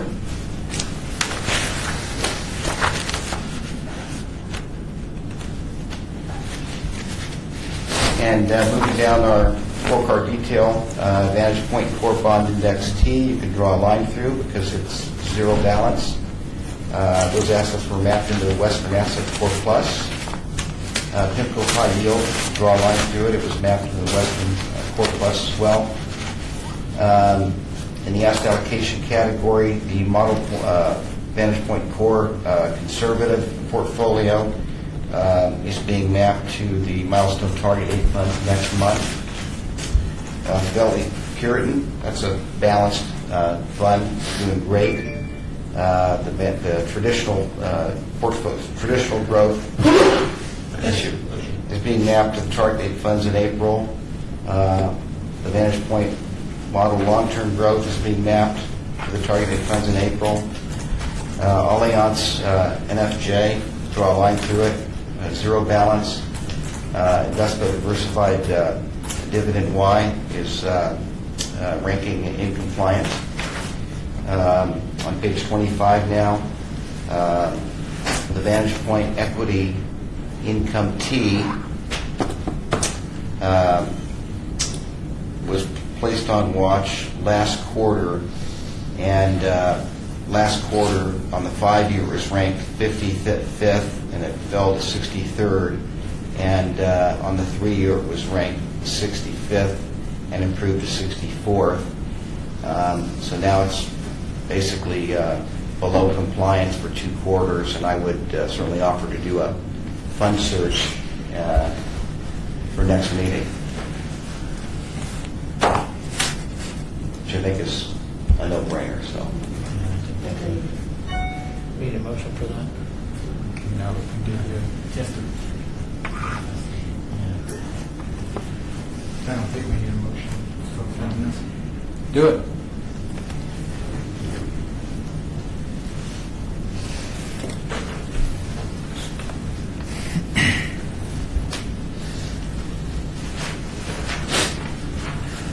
okay, page 25, Oppenheimer Main Street, zero balance. That one's been moved over. Yep. There's a 500 stock index fund is fine. Vantage Point Broad Market Index, zero balance. Vantage Point Growth and Income T, ranking okay. Next fund, Vantage Point All Equity Growth, is being mapped to target date funds next month. In the large growth category, Calvert Equity A, zero balance. Fidelity Contra Fund. They're usually the high flyer. For the Fidelity? Yeah. Yeah, the contra fund is usually really the high flyer.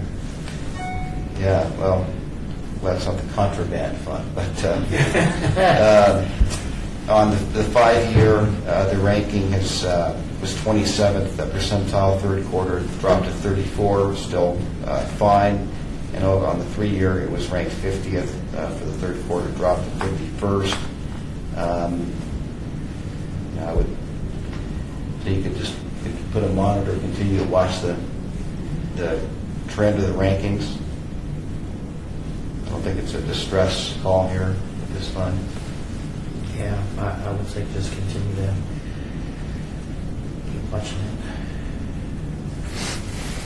Comfortable with that? Yep. Okay.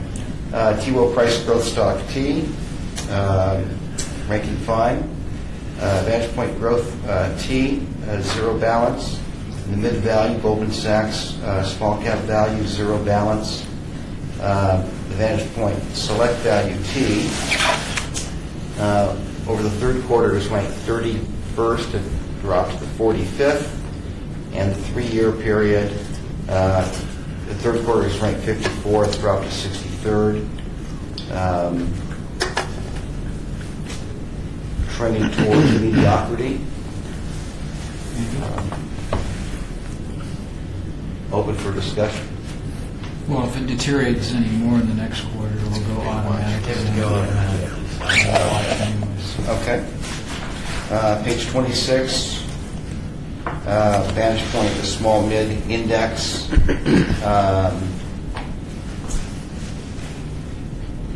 The third quarter on the 5-year, it was ranked 33rd and it improved to 21. And on the 3-year, it was ranked 53rd and improved to 39.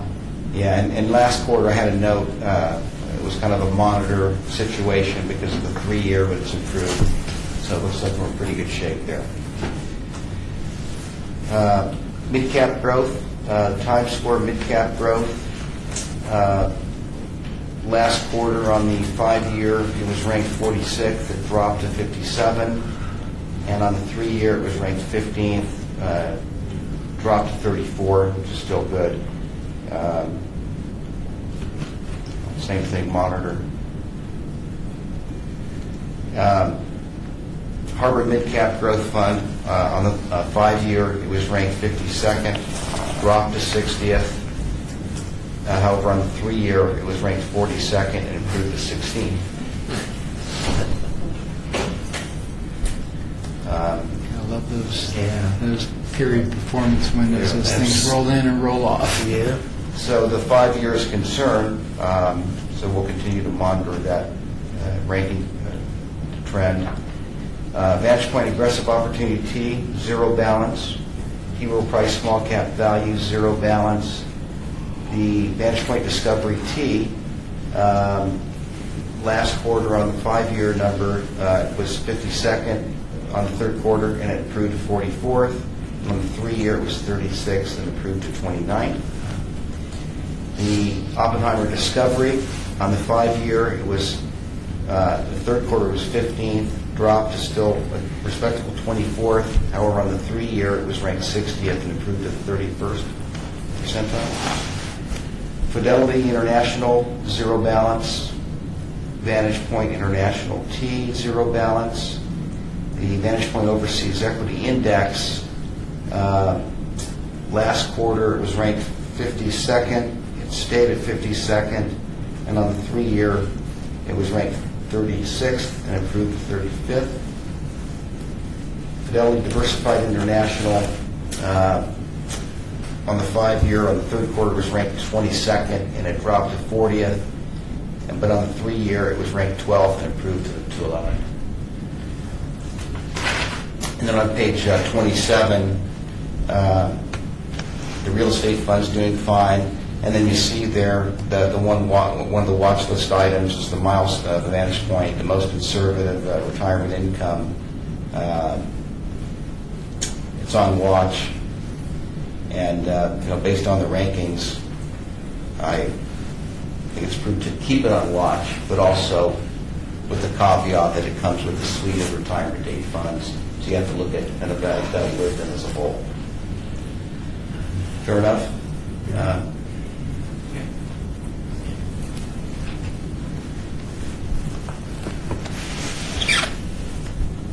I have a question though. Yes. I've missed a couple of meetings. Uh-huh. Is that something that we recently went to, or No. have we ever looking for something else to? Yeah, that's a good question. So when we were now, the topic of target date funds came up, the exercise we went through is there's a tool questionnaire, you take the questions and there's an algorithm that sort of renders out a decision of, should the target date funds be, taking the true colors. should the target date funds That's an inside joke. be a conservative two glide path, meaning they're going to have less equity exposure if somebody comes into age 65, let's say, or a through glide path, more equity exposure at age 65, more aggressive. And so in Mass Mutual, they had those really low-ranking SSGA 2 retirement funds that we placed with the T. Rowe Price 3 retirement. We added the T. Rowe Price funds in Nationwide because they didn't have target date funds. Okay. Those were the qualified default options, so to be in compliance with the MS policy, investment policy, we had to add those. However, in ICMA, they had milestone funds, which are through retirement, and they're ranking. Yeah, everything else Very except for good. just like the one or Yeah. one That's of the them. one that popped up that we Yeah. were talking about earlier. So, you have to understand that, as you go out in the horizon with the longest retirement dates, they're more equity heavy. And in this great equity market, there stands to reason they're going to rank higher. But in the short-term retirement dates, are more bond heavy. It's not surprising they would rank lower. Okay, so that whole group right there is together. That's right. The whole package. Okay, the whole enchilada. All right, got it. Thank you. And that concludes the performance for ICMA. So, inflation-focused T is taken off watch. I will do a fund search for the equity income T, the Vantage Point milestone retire will stay on watch.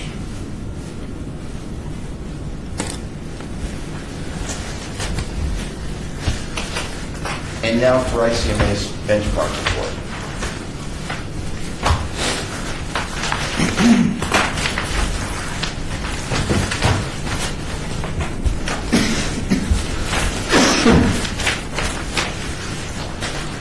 I already jumped ahead to page 2, and that was interesting to note that the average for this group, which would be 36,044 million, is 77 basis points. Does that sound familiar to you?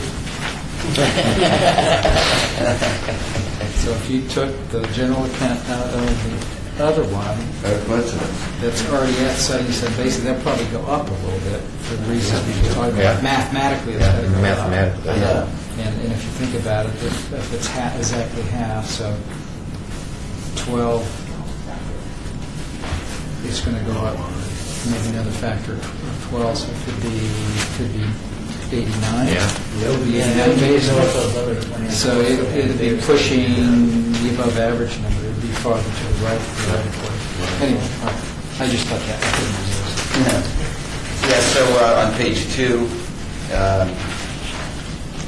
your plan is being run at a cost of 75 basis points.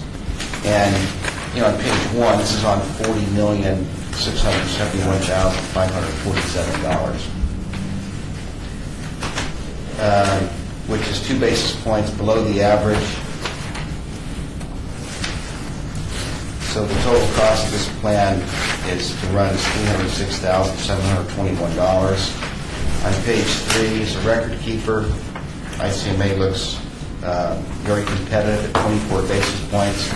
And I spoke with Sean Baker and his colleague Suzanne Chalk a couple of days ago, and they represented that their required revenue is 23 to 24 basis points. And that's exactly what they're making. Morgan Stanley's fee, $20,000 divided into the plan size is 5 basis points, average would be 12, so this looks like I'm underpaid. However, I would discount that comment because So does every employee in the city. There you go, there you go. so when I was It's not like this in the other boardrooms, is it? It's just fun.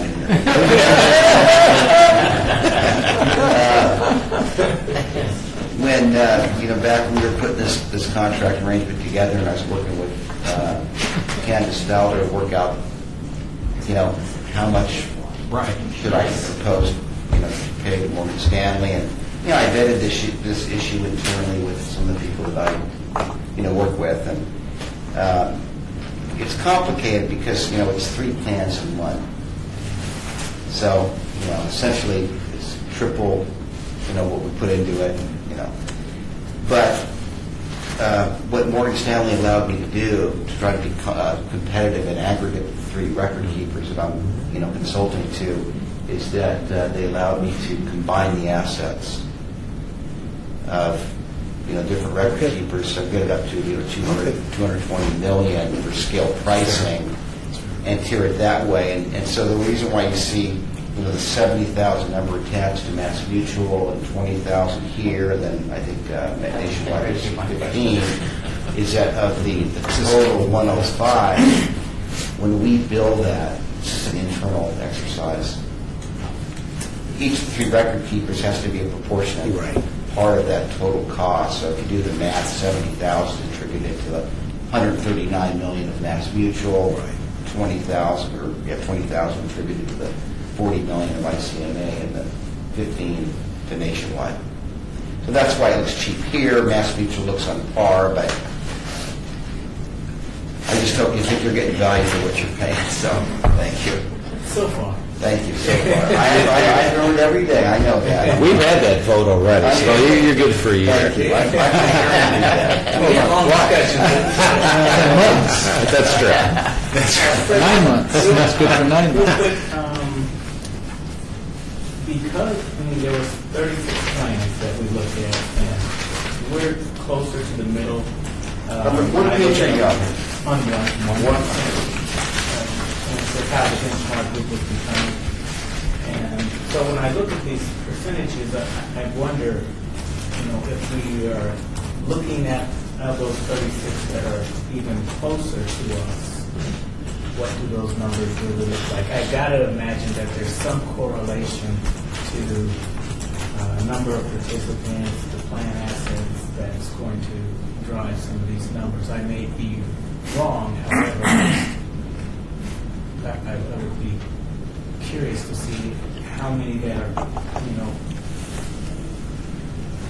less than 1,000 participants and maybe more than 900 participants. Yeah, well, that's an interesting question. But I don't think your fees are necessarily going to be driven by participants. It's going to be mostly driven by the assets. Your fees may not. Well- We're looking at the benchmark plan, Yeah. right, and the high and the low.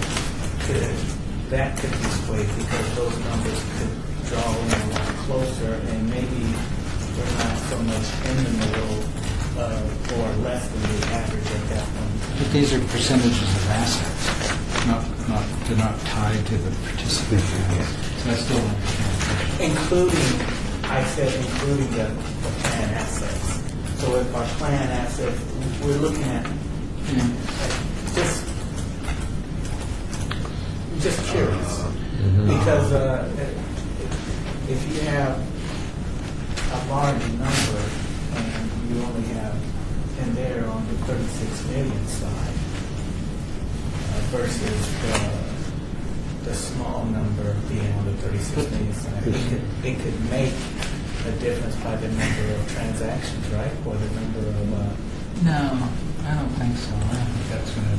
That's why I said I could be wrong, but I'm just curious. I mean, we're not paying transaction fees to this. No. The transactions and number of participants really aren't what drives it. It's the assets that drive the fees primarily. Well, it's an average account balance. So, But yeah, it's the allocation of the assets to which plans and the record keeper's fees and. Yeah, when you say the record keeper fees, though, would be lower per participant, given larger participants, because there's kind of a fixed element. Except we're not to it. reporting costs You're per right. participant here. We're Yeah. reporting costs on assets. That's what these percentages, you're trying to convert this all into a. it's You're part and parcel, because first of all, the 40 million is right in the middle of the benchmark group, so that's a good comparison, right in the middle. 951 participants, fairly close to the middle of this 790, but the fact that you have, very high average account balances will generally mean that you're entitled to lower costs, because these record keepers, as Bob said, their cost to run an account is pretty much fixed. So if you have a high account balance, there's more expense ratio revenue flowing to the bottom line. It's going to make, your pricing should be more competitive. The same 40 million, if the plan had twice as many participants, that means you have lower average account balances. It wouldn't be as profitable with record keepers, so they'd have to charge, they'd have to increase their fees. But Edward's point was, even though they have those ranges in the benchmark group, what if the 36 in the benchmark are actually skewed to the 36, or skewed to the 44, skewed to the 790, or skewed to the 1160? But these ranges are actually pretty narrow, and I don't know that it would matter. I wouldn't think mathematically it would matter much, because these really are pretty narrow. I mean, in the pension world, for example, Nevada PERS compares itself, benchmarks itself with anybody who's got assets in excess of $1 billion. But Nevada PERS is $34 billion, and we're small compared to California or Florida, Texas, or blah, blah, blah, blah. So, But don't you so I find think that- these bands here are pretty narrow. I get that, but what really threw me off, or started me to look at that, is the fact that the high and the low are so, that range is so. There seems to be a large range. I don't know. It probably depends on whether or not you have a sponsor who has an investment committee that's paying attention. There you go. There you go. That works. Could be a contributing factor. There's an element of imperfection to it, but it's, all in all, it's a pretty good tool. It gives you a sense. No, I think it was a great Yeah. tool, but to me it would have just been more education. Yeah. Good observation, for sure. I wish I had a concrete answer. Yeah, I didn't Yeah. know if this was even, if they were, I would imagine the details of something. They wanted to set it on in case I was, at home on a vacation day, maybe I'd want to look at it. There you go. There you go. Looking at numbers. So page 3, the record keeper costs are very much in line. We won't talk about the advisor consultant costs, but and then on page 4, the investment managers, the average cost is 41 basis points. Your plan is 46, so 5 basis points. Again, this is nothing. It's really nothing problematic per se.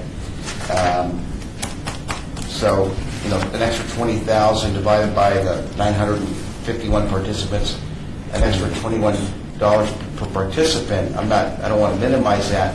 But if you go to page A8, the appendix that correspond to this is a drill down here, and you see that 2/3 of the way down, Advantage Plus Fund. So this is ICMA's version of the fixed account, but it is a fund, so there's no smoke and mirrors. It's transparent. That you got almost $10 million with investment management at 58 basis points, so that affects the weighted average. And when I talked to Sean Baker and Suzanne Shaw a couple days ago, very much the same thing of Mass Mutual. They said yes. Our revenue requirement is 23, 24 basis points. However, if you were to switch out the Vantage Trust Plus Fund all bets are off. We would have to, rate, because there's a big revenue sharing. It's a proprietary fund. This is where So- they're getting most of the revenue. Yeah. Yeah. So, Well, and the interesting thing is the 58 basis points isn't that far off from 65. No. As imputed by, No. the benchmark group. and it's a very good fund. So, when you look at this as a whole, no problem. Very, very in line. So you said you need a combined one? Yeah, so are you content? Should we move on from ICMA? Okay. Yeah, what page are you on, John? 6 on the bottom. Oh, yeah, that's, Is that in New Year? yes, That's what I see. exactly. And when this report came out, I had a review call with FBI, that was kind of a glaring number. So again, with that in plan annuity comes with, cost to wrap those guarantees. That's pretty glaring, 1.73%. Yep. That's the people that retire at 90% first.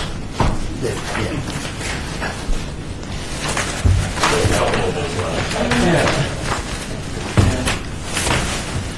Amortizing them out as they retire.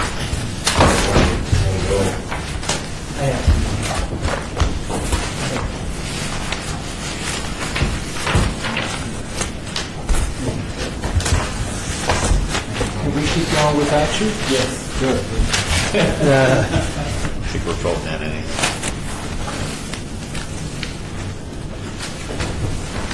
Not just trying to. You need? Oh, no, I have some notes on mine. Oh, okay.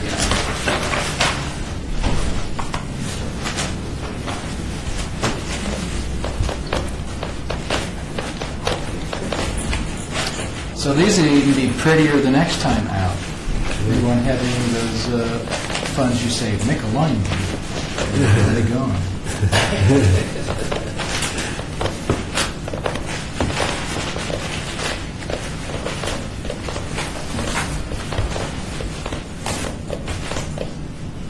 Okay. Maybe I'll use this. Thank you. I had some notes, and so what this is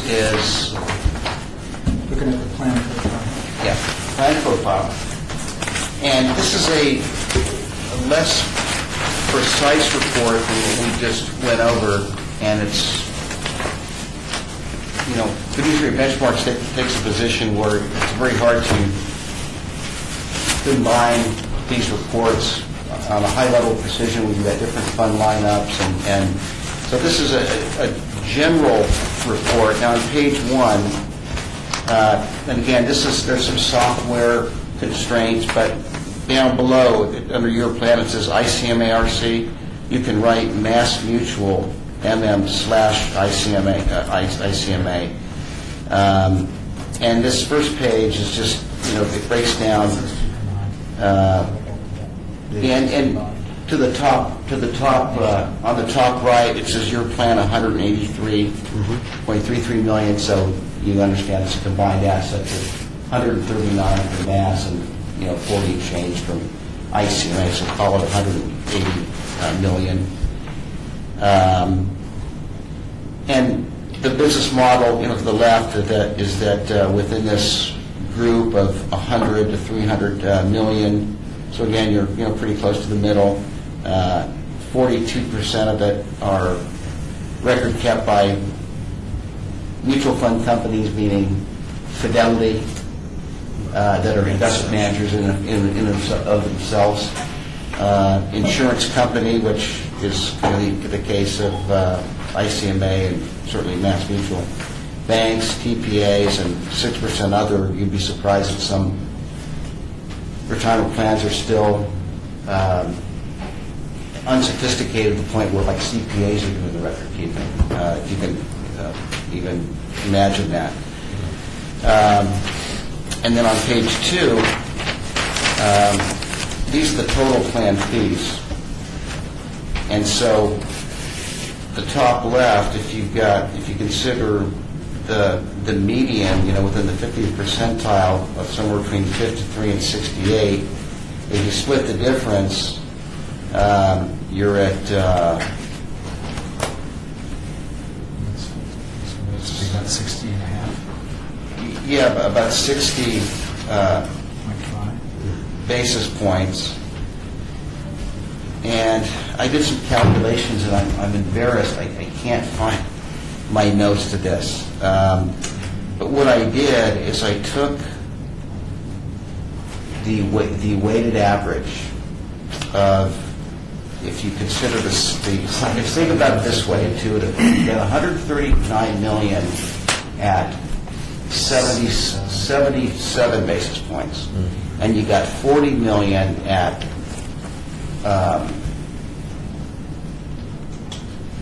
58. no, it's 75 basis points in the ICMA plan, total plan. 75? Did we just look at that? I thought it was 58. Honestly, I don't know. Lower than that. I don't think it's 7,000. Oh, you know what?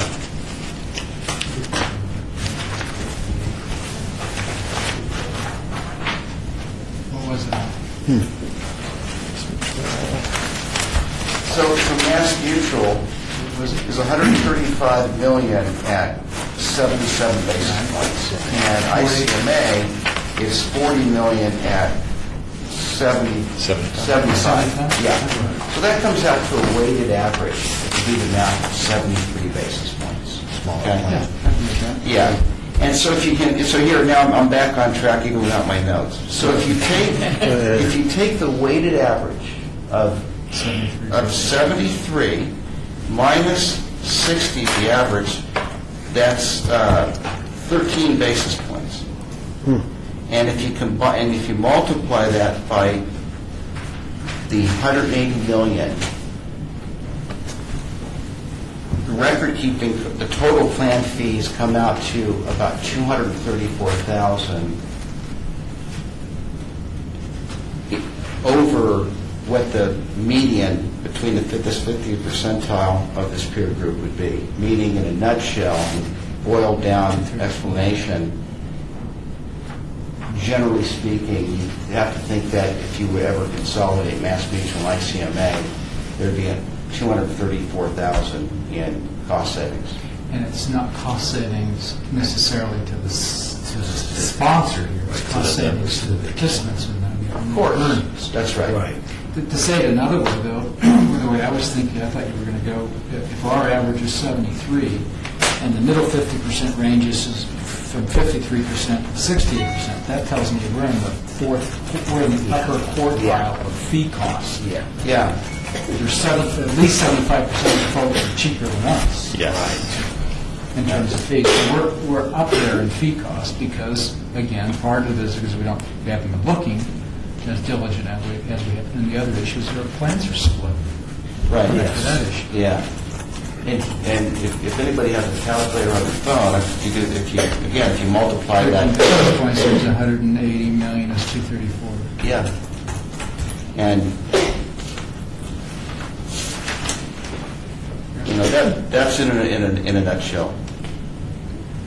And That's then, interesting. and then on page 4, if you sort of extrapolate that, say, okay, where are those cost savings coming from? And it is, mostly it's a large part in those record-keeping fees.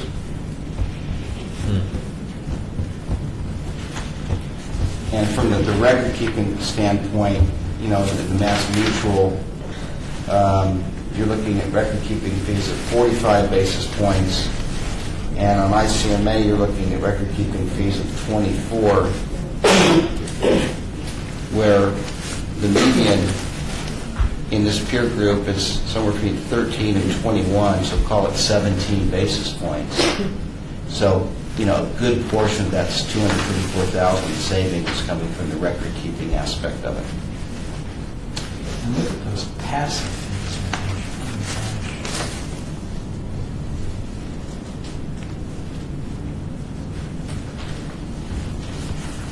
How big do you think we need to be in assets before we can get any substantial play into the passive funds, passively managed funds? Oh, you can still get, maybe index funds? Yeah.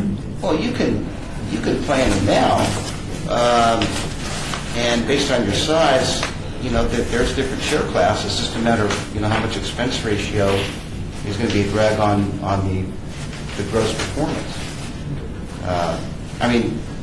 Your size now, you can't get as thin funds as if you were $1 million, but you're getting much better pricing on a plan that is $50 million. It's all relative.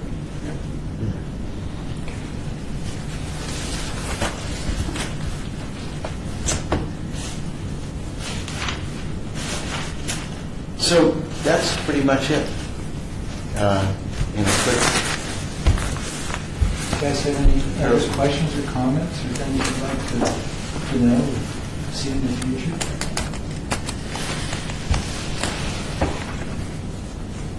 I'd say, as fiduciaries, you're obligated to, look at costs, understand costs, relative to other plans. And I know there's other dovetailing issues around the notion of, consolidating, but at least you now have the sort of proof that there are cost savings to do this. For the record, at the very least, as we have been swapping out funds or consolidating funds, we have been looking at the fee structures as well. Right. So we haven't been looking just at the rank and returns. If you remember in the look, we're paying attention to what the fee structure is for this particular fund. So at least we're doing that. And the benchmark report, the reason why we haven't done it before, we're five quarters into this review process, and there's been so much movement in the funds. This benchmark report, it's a snapshot, a moment in time. So we finally have a little bit of quietness across the fund movement where it makes sense to do it now. So. All right. Okay. Well, I think these benchmarks are interesting. We need to continue to do them. What's an annual? Yeah, and it's just something we need to continue to keep at the forefront. So do we need to review our investment policy? Well, we did the nationwide. Yeah, We're doing nationwide. We skipped over them. Right.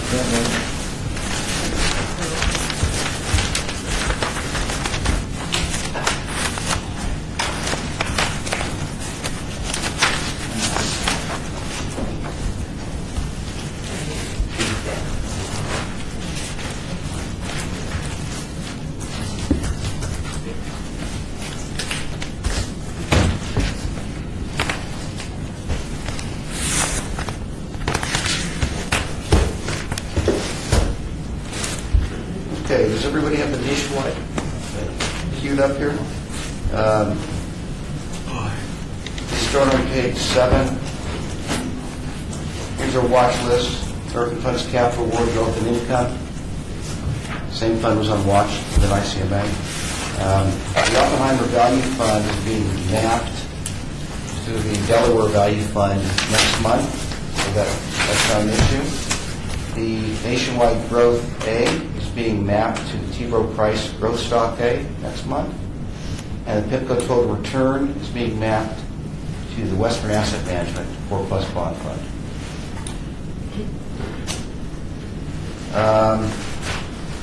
If you go to page 10,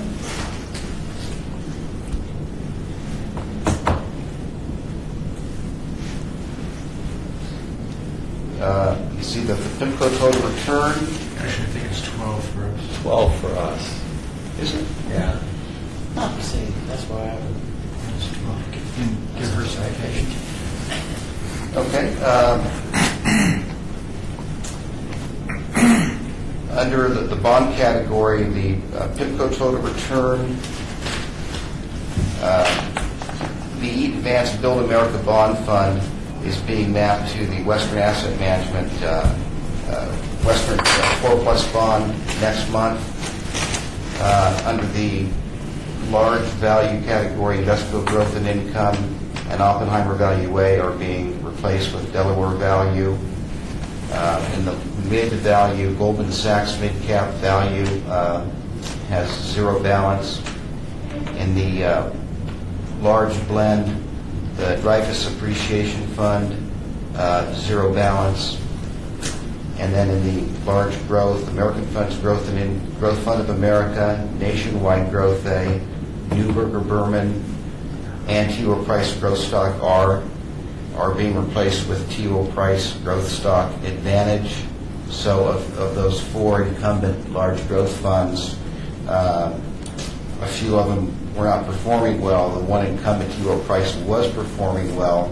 So we're mapping into that fund. However, Nationwide, because the plan is growing, it's more profitable, switching out to a lower share class within T. Rowe Price Growth Stock.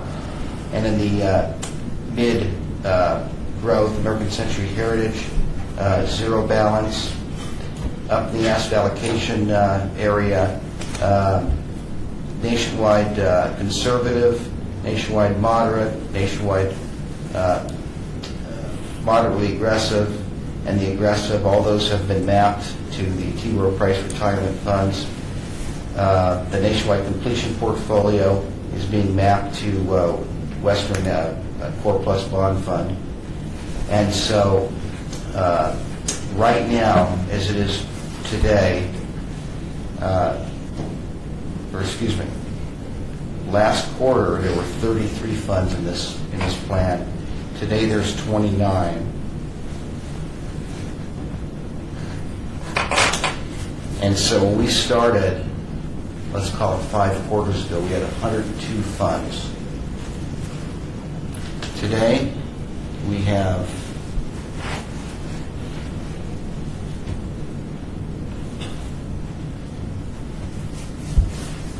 87.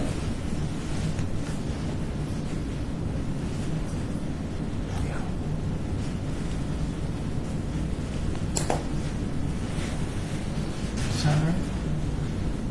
How much did we have to start? 102. So we want to drop 15? We want to drop 15 or consolidate 15? Because we added, We've been adding. Oh, we added. groups of target dates, that's like, what, 8 funds right there? Minus plus. Yeah. There you go. I feel better. The right place. Thank you. And I'm looking at Freddie, he's looking at me. Well, I know. And then when I just got through saying how much we cut in ICMA, and one of the things when I was being interviewed by the magazine for this award is that yes, and we started all these funds and we're in this initiative to chisel down the fund lineup, and we're at that point we're down to 88. 88, and they said, well, what? That still seems like a number of funds. And, these guys are in the trade; they know. And so, Rusty being kind of the point person representing us firefighters, although we're improving the performance of some of these incumbent funds, we're replacing them. But then he says, but he wants to offer the firefighters a choice. So in addition to replacing the dogs, we're also adding. So again, it's counterintuitive, but I've taken the position where I don't want to just impose my will on what it is, so I don't want to try to accommodate preference of the committee. So Of those 88, how many have zero balances? No, I think That's included. yeah, zero balance are part of the 88. Yeah. So if you go to page 13, the fund lineup, the balances, you see all those zero balances. 15 for you guys. Yeah. How are we off pages? Under executive summary, you had a couple extra pages in our booklets that you don't have. Just the way that's Yeah. Nothing I can explain. I would just simply blame it on Dan. There you go. And I'll blame it on yours. So on page 15, you see all those zero balances, and then on page 16, zero balances. Now on page 16, you'll notice that in the T. Rowe Price retirement date funds, when we added those, they nationwide, you notice that there's a balance for the T. Rowe Price 2020 fund of $143,000, and then a larger balance because the money was mapped from the asset allocation funds into the target date funds. Okay. And so on year 17, 12/31, we're $29,343,425. So it had to do with how they were mapped. In other words, so we've got the regular and then we've got the advantage. But yeah, so that's a thanks for reminding me. So- Yeah, I forgot to mention, that's very important, that when we put in the target date funds, they put in the share class that has zero balance, and then later, Marshall Goff went back to his pricing and was able to actually offer a less expensive share class that is the advanced share class. Yeah. And on page 18, the scorecard detail for the ranking, or maybe it's year 20. Yeah. PIMCO total return has been on watch, but it's being mapped next month to Western Asset Management, Core Plus. Eaton Vance Build America bonds, very small balance being mapped to Western Core Plus. America Funds High Yield, zero balance. We replaced that with BlackRock in the third quarter. Or maybe it was in December. So they're both here. Yeah, so very good rankings. And then you see the asset allocation funds, poorly ranking, but zero balances, so we map those into the target date funds. And the nationwide completion portfolio is being mapped the Western Asset Core Plus next month. The moderate allocation fund, zero balance was mapped. The aggressive allocation fund, zero balance was mapped, and then the aggressive zero balance was mapped. The bottom of page 20, Invesco Growth and Income is being replaced with Delaware Value Fund next month. Page 21, Oppenheimer Value is being replaced also with the Delaware Value Fund.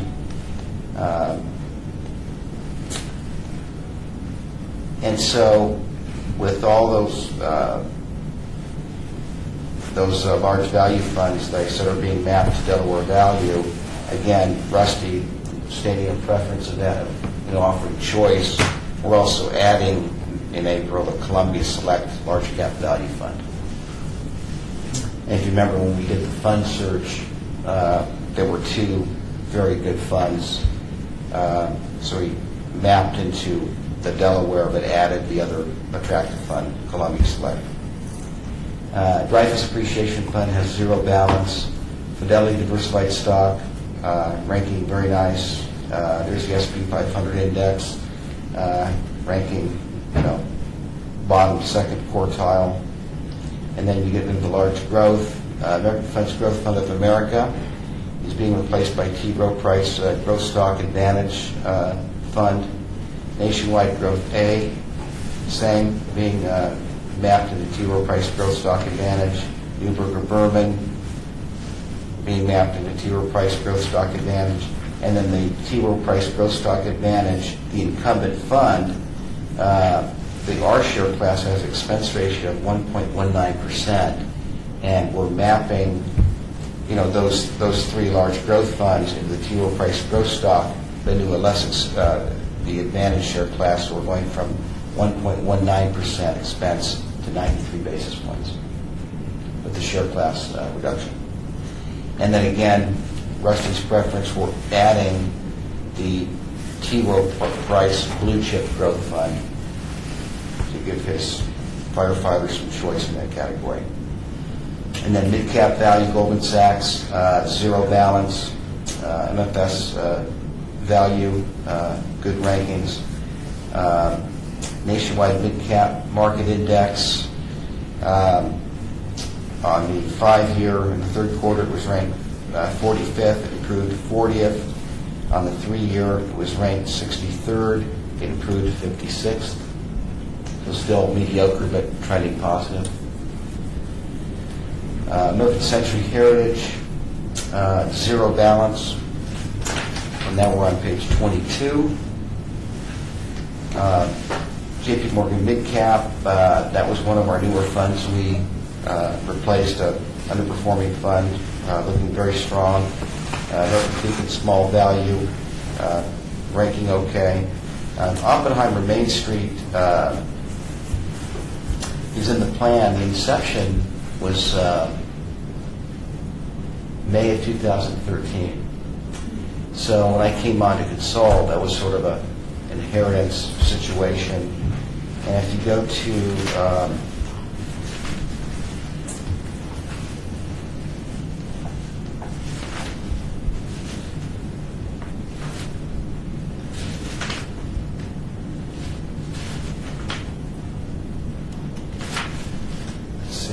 Oppenheimer Main Street. Yeah, if you go to page 35,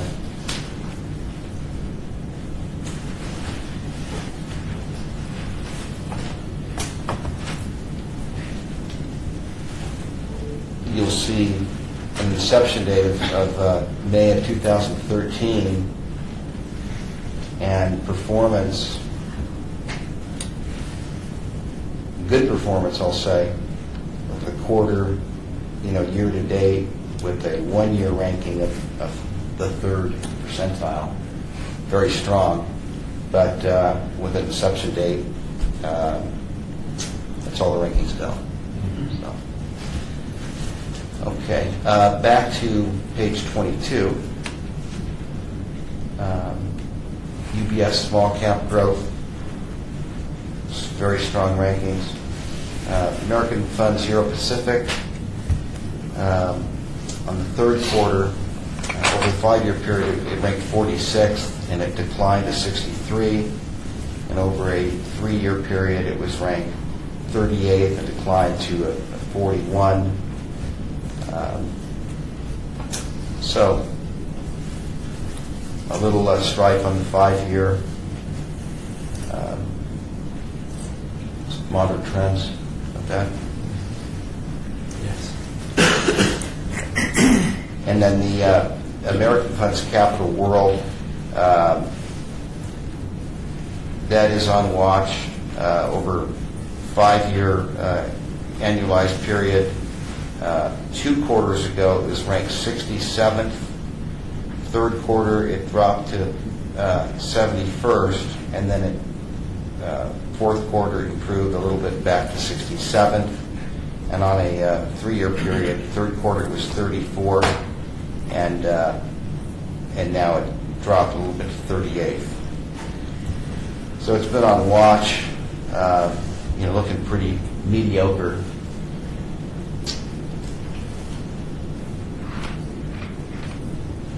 Any questions or thoughts on that fund? We'll just wait to see if it drops itself. Keep on watch? Is it currently on watch? Yes. I would. Yeah. Has it been on for 2 quarters already? I would keep it on watch. And Rusty's not here to represent us. Okay. Have we looked at anything to possibly map that to? We have not, no. Maybe for Maybe the that next, might be a help. maybe you, Good point, Julie. maybe you look for something for the next quarter and we Okay. can discuss it when he's here. Okay, Well, I will do that. Hopefully he'll be here. I don't know if any of us will be. I mean, it depends on when the meeting is. Well,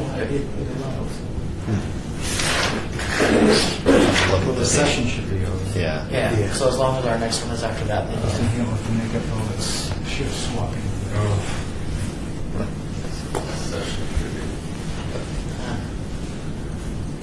I'm leaving this ready to go.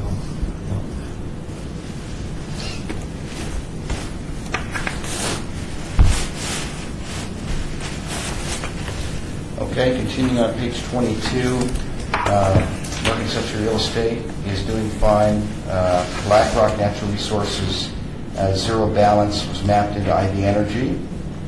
And then you have the T. Rowe Price Retirement League Series. Again, equity heavy, so they rank very well. These are changing asset classes as well? You mean share class? Share classes, I'm sorry. Well, that reflects the share classes that are currently in the plan. Yeah. So with that glide path issue that you talked about in the past, zero price seems to still be doing pretty well. You know, as long as the equity markets are strong, they're going to do well. But, you know, inherent in the animal it is that if the market were to correct, the rankings are going to drop. It's as simple as that. And they should, their glide path, they don't continue on the longer. Yeah, they have a set like They that. have Yeah. Yeah, you know, they have, They glide path change that require prospectus change, or is that some just internal management policy? I don't think it requires a prospectus because the glide path would be in a prospectus. The glide path should change. If they wanted to change the glide path. If they want to change it, it would probably require some sort of a notice. I don't know if it would require a complete prospectus rewriting, but, you know. I'm saying, like, if the fund is 30% technology and like it's 122, well, they don't notice anybody necessarily. They may put it in the annual report or something. Yeah. But if they want to change the glide path, is simply the management decision to change it, or does it require? Well, first of all, the glide path should be pretty much preset anyway. So, you know, I can tell you I've not read the prospectus. It's interesting to see. I think you're trying to find out. That's a decision the manager can make. Uh-huh. Adjust the glide path without changing the core intent of the fund. Well, Probably a range of glide path, right? I think they got to keep it within a range. yeah. Exactly, yeah. Yeah, because they know that at age 65, they know what they want their equity exposure to be, and then, you know, and then even after 65, does that equity exposure stay flatlined beyond that, or does it continue to taper? And, you know, what's the rate of decline? That's another thing, not just the equity exposure to retirement, but the rate that equity exposure declines, you know, distinguishes different target date funds. But if your question is if the manager is going to, you know, on the fly deviate from what the, you know, predetermined glide path would be, does some sort of a notice have to come out? That's a fair question, and I'll see if I can answer that. If you want, you can call the manager. Phone number, sir.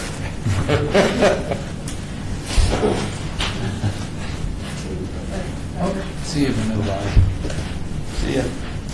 You still have a quorum, so we're Yes. good. Yes, I checked before that. Yes, you did. I can see Dan counting his fingers.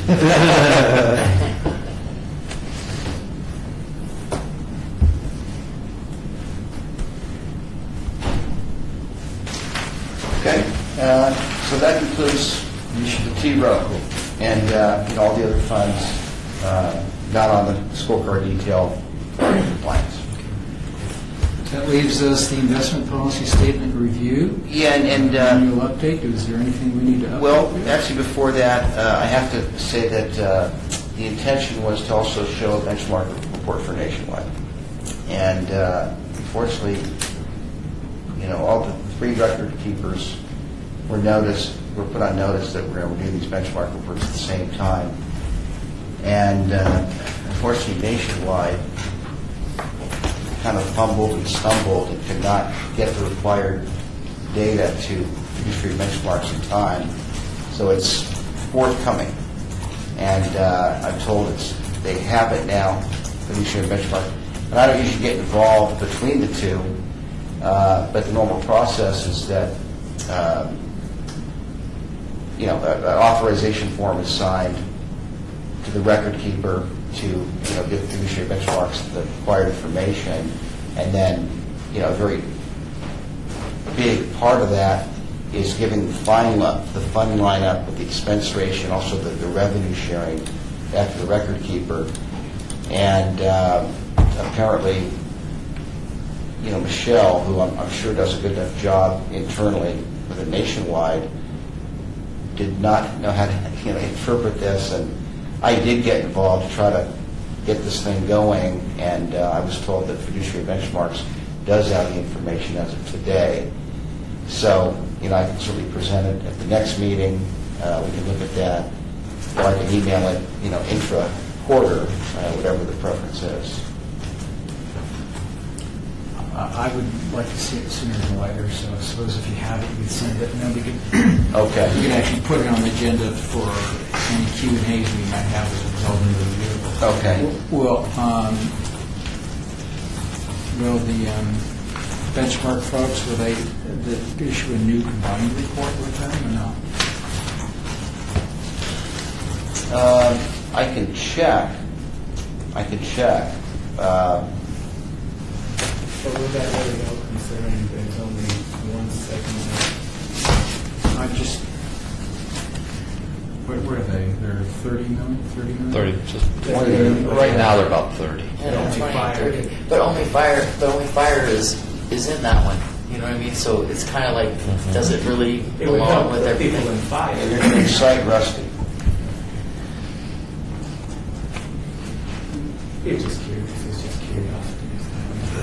Well, the only reason for asking for it is I don't know how much it would change what we just talked about in terms of being, 13 basis points over the midpoint, and that equates to $234,000 worth of fees. If they were much more expensive, it would drive that up slightly. Right. Or I if think they were they're much going to be more cheaper, expensive. it would bring it down. So, Yeah. I think to be fair, we ought to at least look at Okay. what that does totally to us Makes a by going fiduciary. nationwide in. Otherwise, we're ignoring it. But I think it would be just fascinating to show Rusty, what that standalone plan is compared to other $30 million plans. Absolutely. Yeah, Well, so- that's absolutely on that. Yes. That's the Yes. report we're getting, but then Yeah, My question was, the one where they combined ICU and MA, the three together. Yeah. He was talking about the combined, Yeah. if we combine. Yep. The standalone one, absolutely, but I was just questioning whether or not it was, I'll see. Okay. but he's curious. So. no, I think we. Okay. And then, Look at every angle. That's yep. right. And then finally, the investment policy statement. This is considered another good fiduciary practice annually. We're going to have to update the appendix, aren't we? And I've done that. You're a good man. Thank you. It's somewhat of a formality, but, you need to be able to let the minutes reflect you've done the annual duty. The provisions have not changed, but again, this is a point in time, and this is as of December 31st. The fact is, this will change next month, but updated annually is considered sufficient. And then I adjusted if there's any new funds come with new benchmarks, I've adjusted.